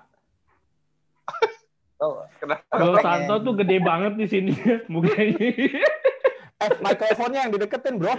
Mikrofonnya yang dideketin bukan mukanya. Mikrofon deket, bukan mukanya yang deket. Kali ini gede banget ada doang. Mikrofonnya di mana sih? Di bawah. Di bawah. Nah, gue ngomong di bawah. Gue ngomong dari bawah. Berat mikrofon bingung dia. Iya, gini gue ke bawah kok. Ini. Pakai kan, iya, kan dulu di Loa lo bilang lo lagi pengen jam kan? Karena kan dengar pengen jam. Iya, pengen jam tangan. Ya. Ada ekspektasi kan? Ya, kan? Kemudian lo Loa, ada yang ngasih deh atau belinya setengah. Oh, beli di loak gitu maksudnya, bukan? Loa, trackness lah. Kemudian lo bahagia dong? Sesaat yang kayak Bro Robi bilang. Oh, berarti itu lo udah jawab ya. Berarti pada saat lo dapet jam, ekspektasinya kemudian sesaat aja kan? Sesaat. Waktu lo melemparkan jam tangan ini yang lo pengen ke Loa, ada ekspektasi nggak di situ? Ekspektasi ketika kita mengingat sesuatu itu ekspektasi. Ada dong. Tapi bukan berarti kita melekat dengan hal itu dong. Ya. Ya ini gue nanya, gue kan. Ya, masa ngomelin. Ngomelin. Oh, mau tanya lu, gue kan mau tahu. Nanti khusus kalian bertiga, gue buatin ruangan khusus untuk Zoom. Boleh 24 jam sehari. Lu bahagia udah. Enggak, yang mungkin yang ditanya ke Pak Santo, maksudnya teknis dari LOA sendiri gitu kan, apakah menggunakan ekspektasi atau tidak, itu bukan lain itu. Kalau kita di luar biksu juga kan, kita sebagai awam kan kadang-kadang kita punya ekspektasi gitu loh. Ini lagi ngomong siapa nih? Ini loh. Pak Santo, ini Pak Santo arahnya maksudnya ke teknis LOA atau ke ekspektasi untuk manifest, Pak Santo? Untuk melakukan LOA, pertama pastikan barangnya ada. Kedua, tentukan harganya. Tiga mampu. Pilih marketplace untuk dijual. Sebenarnya gini sih, sama yang kita udah pelajari ya. LOA itu bekerja pada saat udah kita lupain kondisinya kayak sigil. Emang ekspektasi pertama, habis itu ya udah lepaskan. Biar semesta yang menjawab. Bagi semesta. Seperti ini malam kita bahasnya beda loh, bro. Ntar malam kita bahasnya talisman sama amulet. Justru harus disimpan di dompet. Iya, itu kan ini kan per konteks. Iya. Kalau sigil kan mesti dibakar, sama juga kayak subconscious mind. Mesti dilupakan. Kalau misalnya kita pikirin terus pasti berputar juga dalam keinginan juga.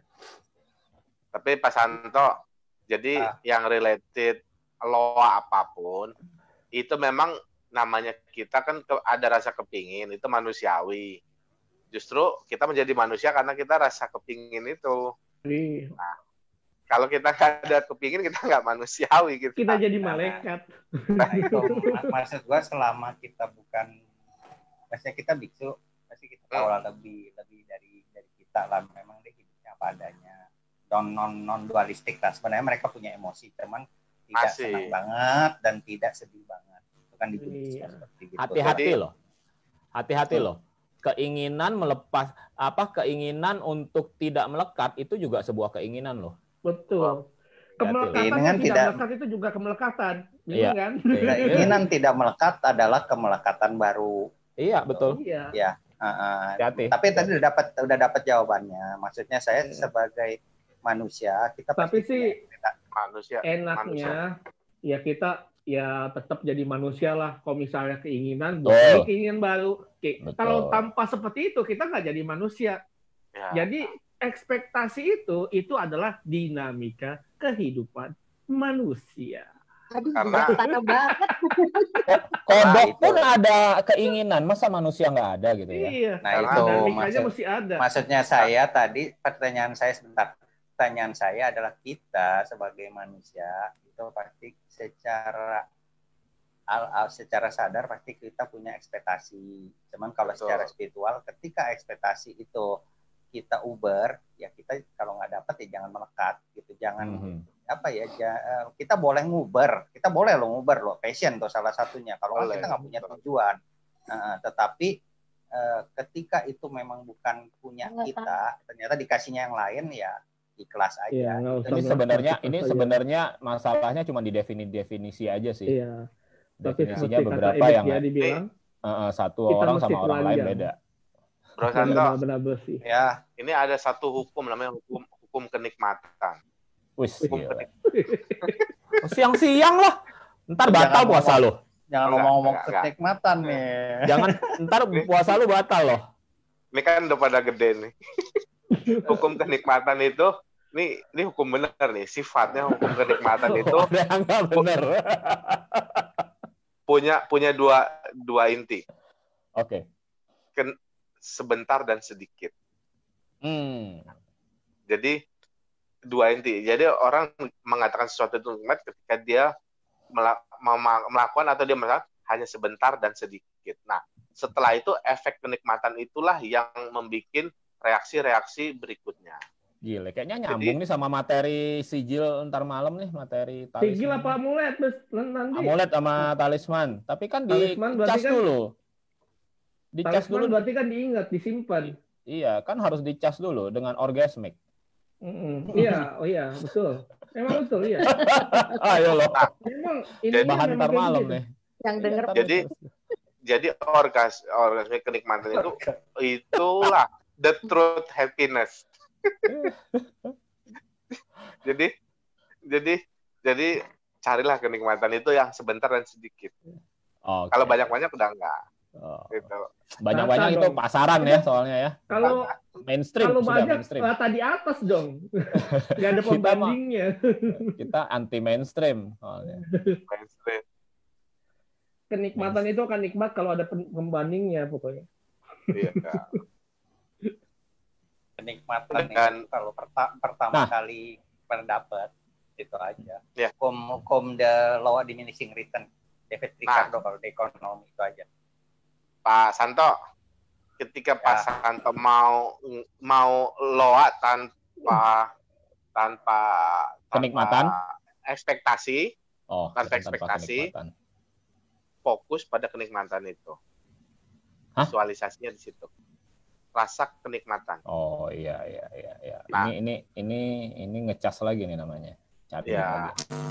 Jadi tanpa ekspektasi tapi kita fokus di rasa kenikmatan itu akan loa automatically yang Pak Santo tidak sadari bahwa sadar Pak Santo dan sebagainya itu akan sangat cepat sekali.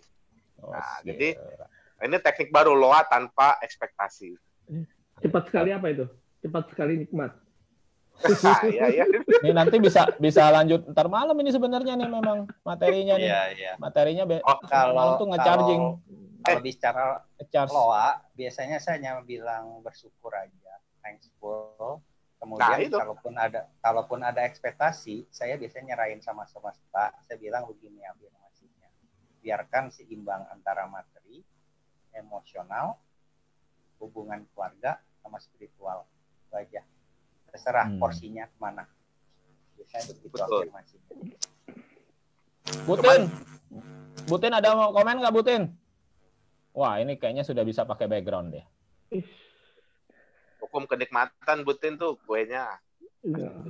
Kuenya kapan? Kata Arif kenikmatan nggak?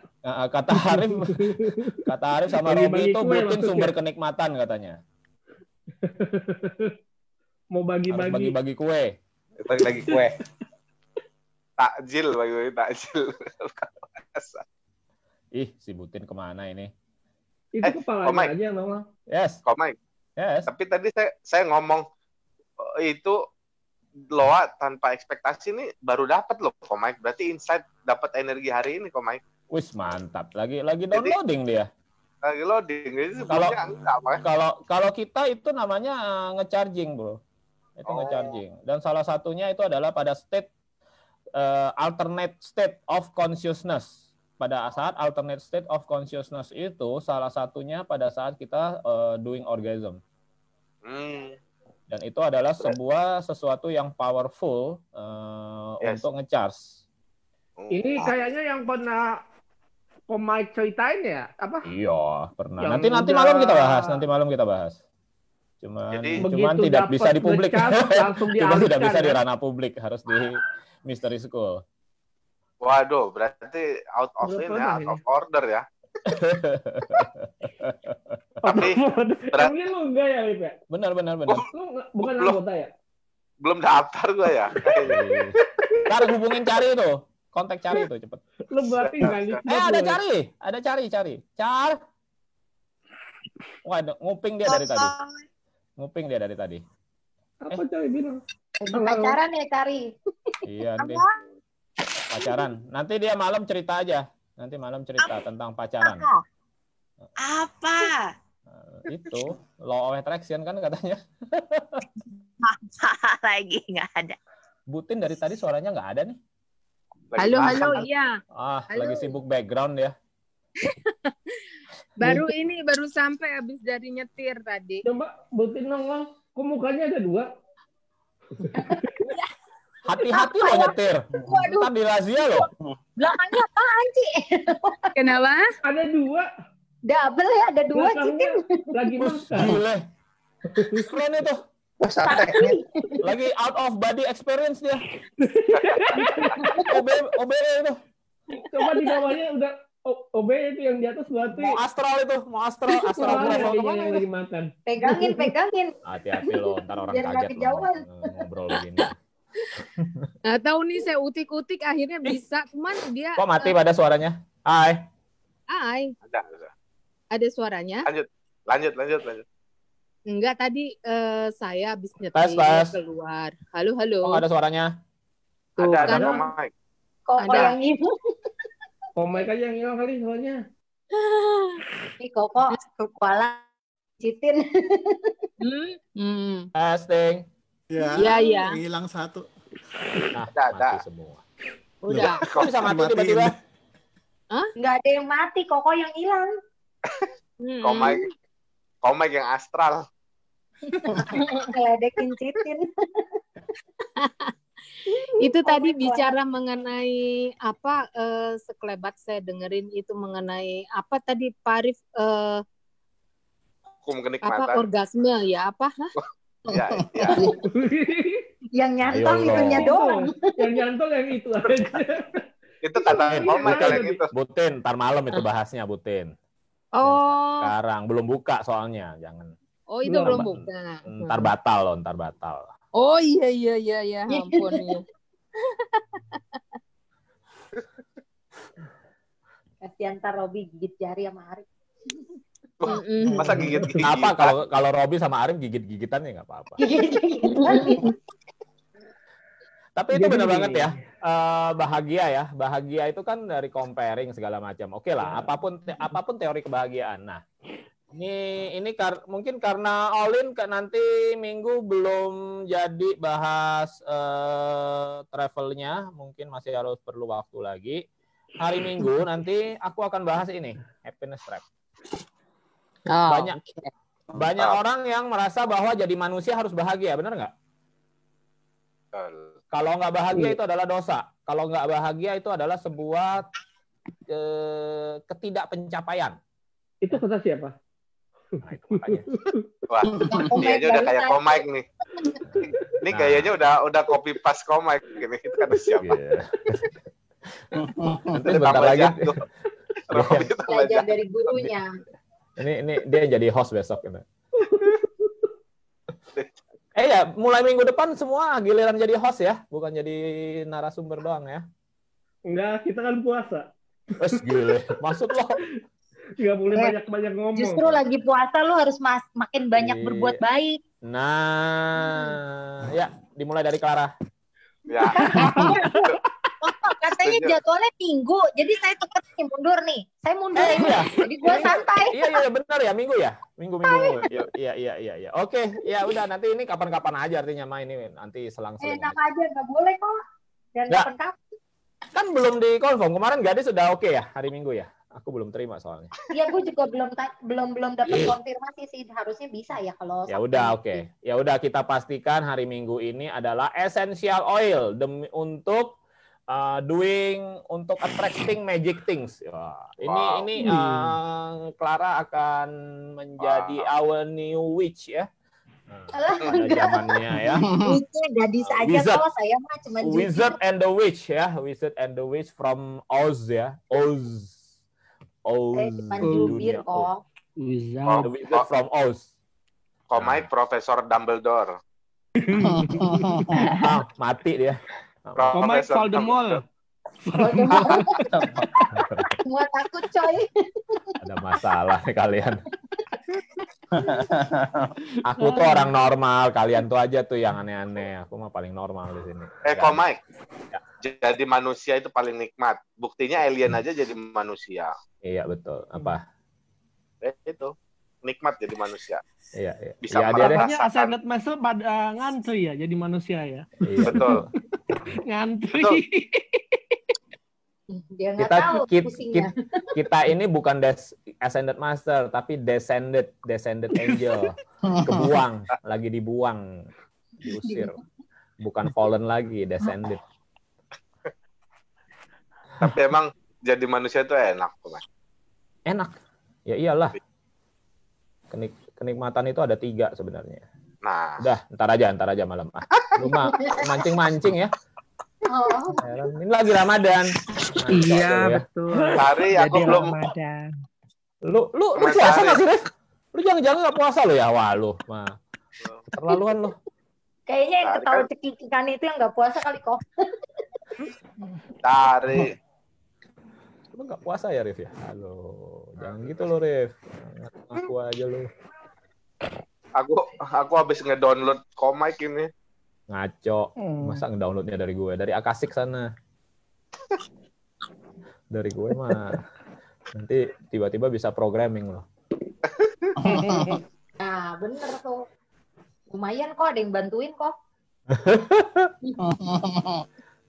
Ya udah, ntar aku ajarin. Buka kelas programming. Oke, gimana? Teman-teman lain, yuk.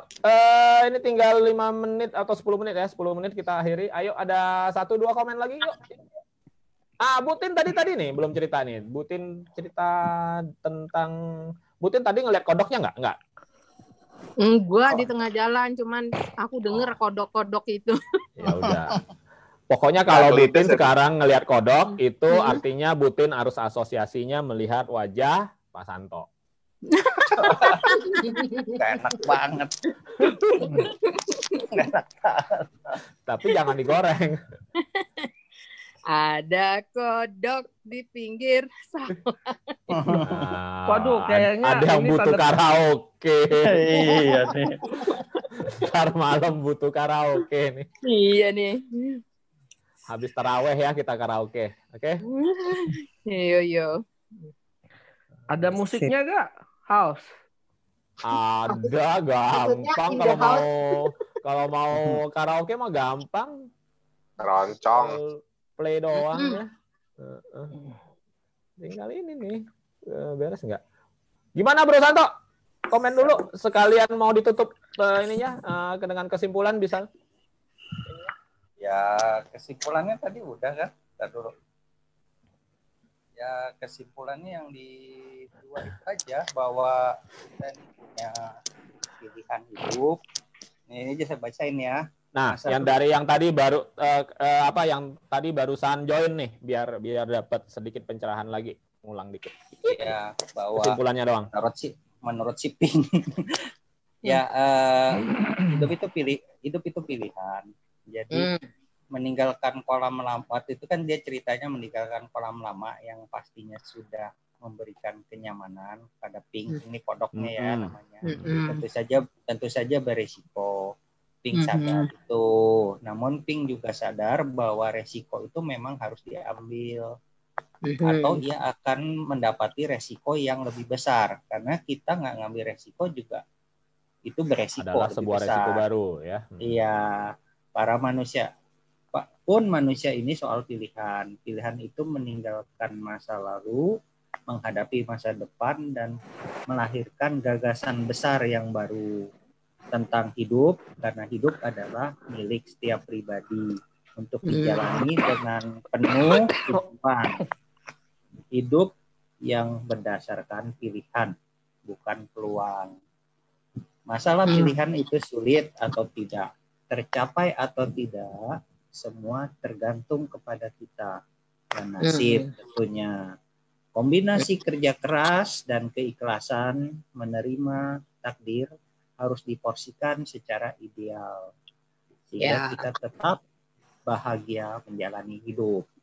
Itu. Nah, kalau untuk spiritualnya, buku ini mengajarkan kita untuk mendapatkan kebahagiaan. Perjalanan Pink mencari kolam baru sebenarnya menggambarkan perjalanan spiritual dalam hidup manusia. Ketika menghadapi berbagai masalah dan perubahan, burung hantu ini gurunya ya, yang dijumpai Pink di jalan tidak hanya menuturkan kebijakan dan kebaikan kepada Pink selama perjalanannya. Jadi di sini ada quote, 1000 batang lilin dapat dinyalakan dari 1 batang lilin.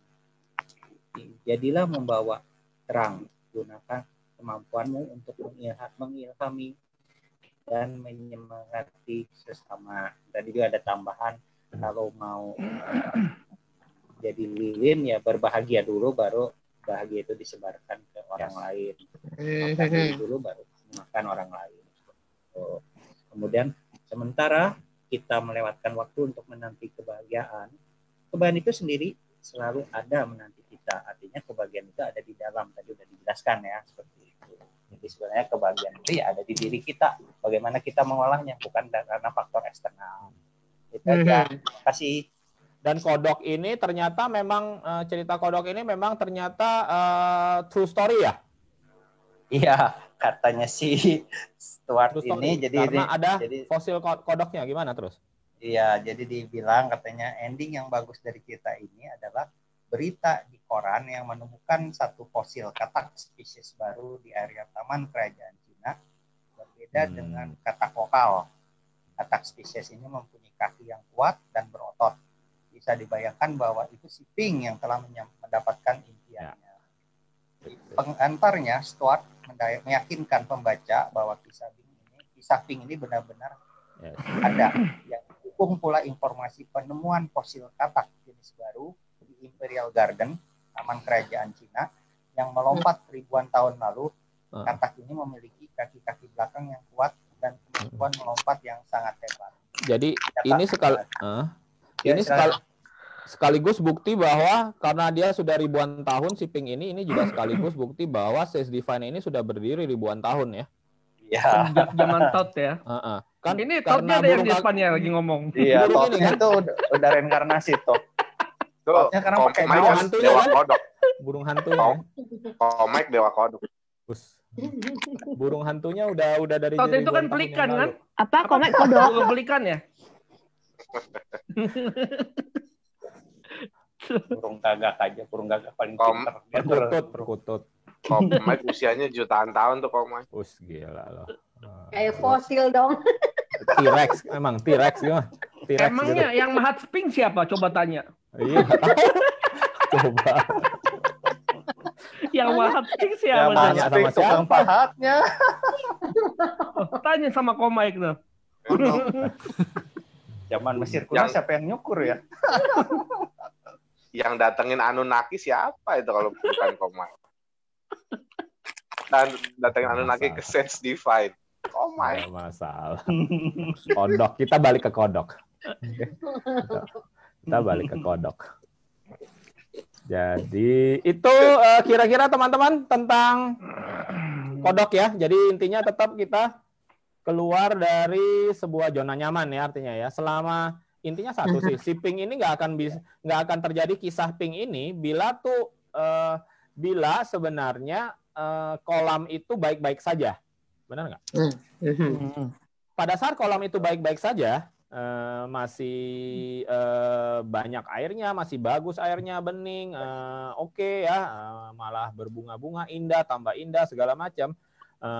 Terawat segala macam. Nah, itu sebenarnya si Pingnya nggak akan pernah berubah, nggak akan pernah menjadi kodok legenda juga ya, gitu loh. Karena dia nggak akan mulai latihan, nggak mulai apa segala macam gitu loh.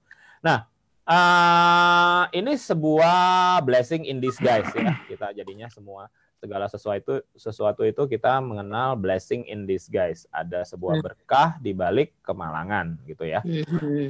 Jadi kejadian yang tadinya kita anggap negatif, justru itu sebenarnya seakan-akan universe mendatangkan itu untuk menggerakkan kita dari satu tempat ke tempat lain, gitu ya, benar ya? Nah, jadi memaksa kita bergerak dari satu tempat ke tempat lain. Kan kalau orang bergerak itu kan motivasinya hanya dua, yaitu mendekati kenikmatan dan menjauhi kemalangan, ya, kesakitan, ya. Nah, dalam hal Ping selalu dan dalam kisah sehari-hari pun kekuatan itu selalu lebih kuat adalah menjauhi kesakitan. Menjauhi kesakitan itu jauh lebih kuat daripada mendekati kesenangan sebenarnya. Mendekati kesenangan itu mungkin hanya beberapa orang yang tertarik. Kalau diiming-imingi, kamu mau tambah kaya nggak? Kamu mau ini nggak? Segala macam nggak? Nah, itu pasti oke, ada orang yang tertarik, tapi nanti melakukannya pasti tidak sedrastis orang yang menghindari kemalangan. Ya kan, kalau sudah kepepet, dia pasti effortnya 10-100 kali lebih berat, ya kan? Dan itu tidak perlu dipecut, dia yang mencut diri sendiri gitu loh. Nah, itu yang mau nggak mau. Jadinya ya itu juga sebenarnya warning bagi kita juga ya, sebenarnya warning kalau sudah ngomong kayak gini, warning bagi kita. dalam perjalanan personal kita ya mungkin ya, bukan dalam kolektif ataupun dalam kosmos seperti ini ya. Kalau dalam perjalanan pribadi kita personal, jangan benar-benar nunggu sampai universe ngasih tanda dalam sebuah pecutan baru kita bergerak gitu kan, gitu loh. Nah, universe ini kan kalau sudah mulai memancing kita boleh tergerak untuk bergerak gitu kan. Kita boleh memulai gerak. Tidak perlu universe harus dalam tanda petik memaksa kita sehingga kita kepepet baru kita bergerak. Sama-sama kita bergerak kan sebenarnya kan. Kita bergerak dari A ke B gara-gara ingin mendekati kesenangan atau juga gara-gara ingin menghindari kemalangan atau penderitaan ya atau kesakitan gitu ya. Nah, mana yang lebih enak sebenarnya? Lebih enak kalau kita ingin mendekati kesenangan kan, gitu loh. Kita sudah bergerak, kita sudah mulai bergerak dari A ke B. Nah, ini sebenarnya kita juga ya dalam tanda petik kalau kita ngomongnya di spiritual ya kita membaca tanda-tanda sebenarnya ya. Jangan pada saat orang belum melakukan, kita sudah bisa melakukan lebih dahulu, itu aja. Pada saat kita belum dikasih peringatan keras, kita udah mulai berubah dulu, gitu loh. Misalnya ya sama aja, gitu loh. Ada orang yang merokok, dia baru berhenti merokok kalau sudah iya, kalau sudah sakit.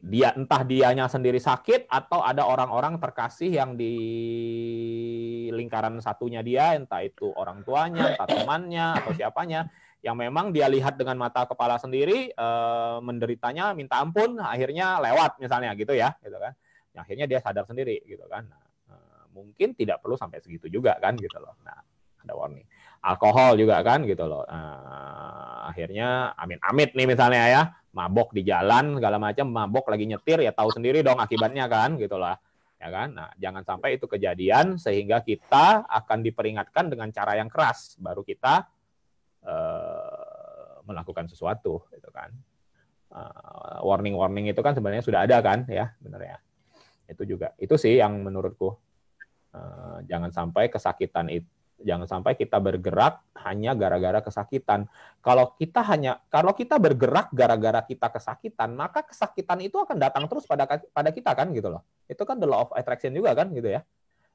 Kalau kita ini orang yang tipenya kepepet baru bergerak, maka kepepet itu akan datang terus loh. Ya benar dong. Ya dong. Nah, kalau kita belum apa-apa, kita sudah lebih wise. Oh ya, aku harus bergerak nih. Aku memang harus berhenti melakukan kebiasaan-kebiasaan burukku. Ya itu kan semua dari mindful juga kan. Kita nyadar juga kan satu-satu. Oh ya, kita makin baik. Kualitas kehidupan kita bisa tingkatkan tanpa kita harus terlalu banyak ngerasain kepepet atau pain-nya itu kan gitu loh.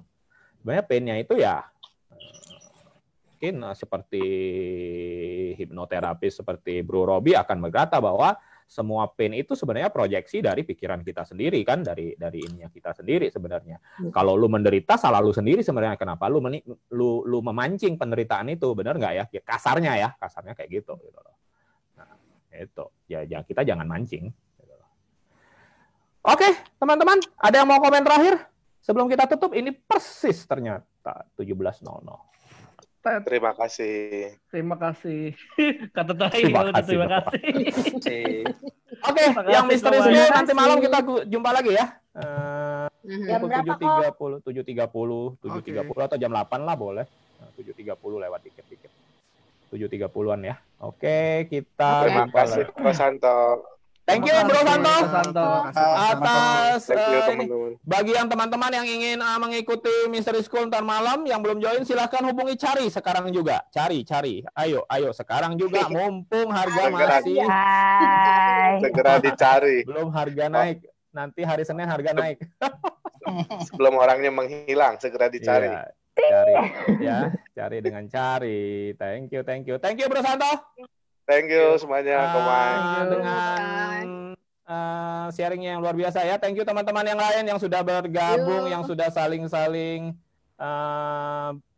sharing ya. Oke, thank you semua. Nanti kita bertemu nanti besok malam dan besok juga ya, besok siang kita juga ketemu lagi. Selalu setiap hari. Thank you. Bye. Bye. Oke, bye.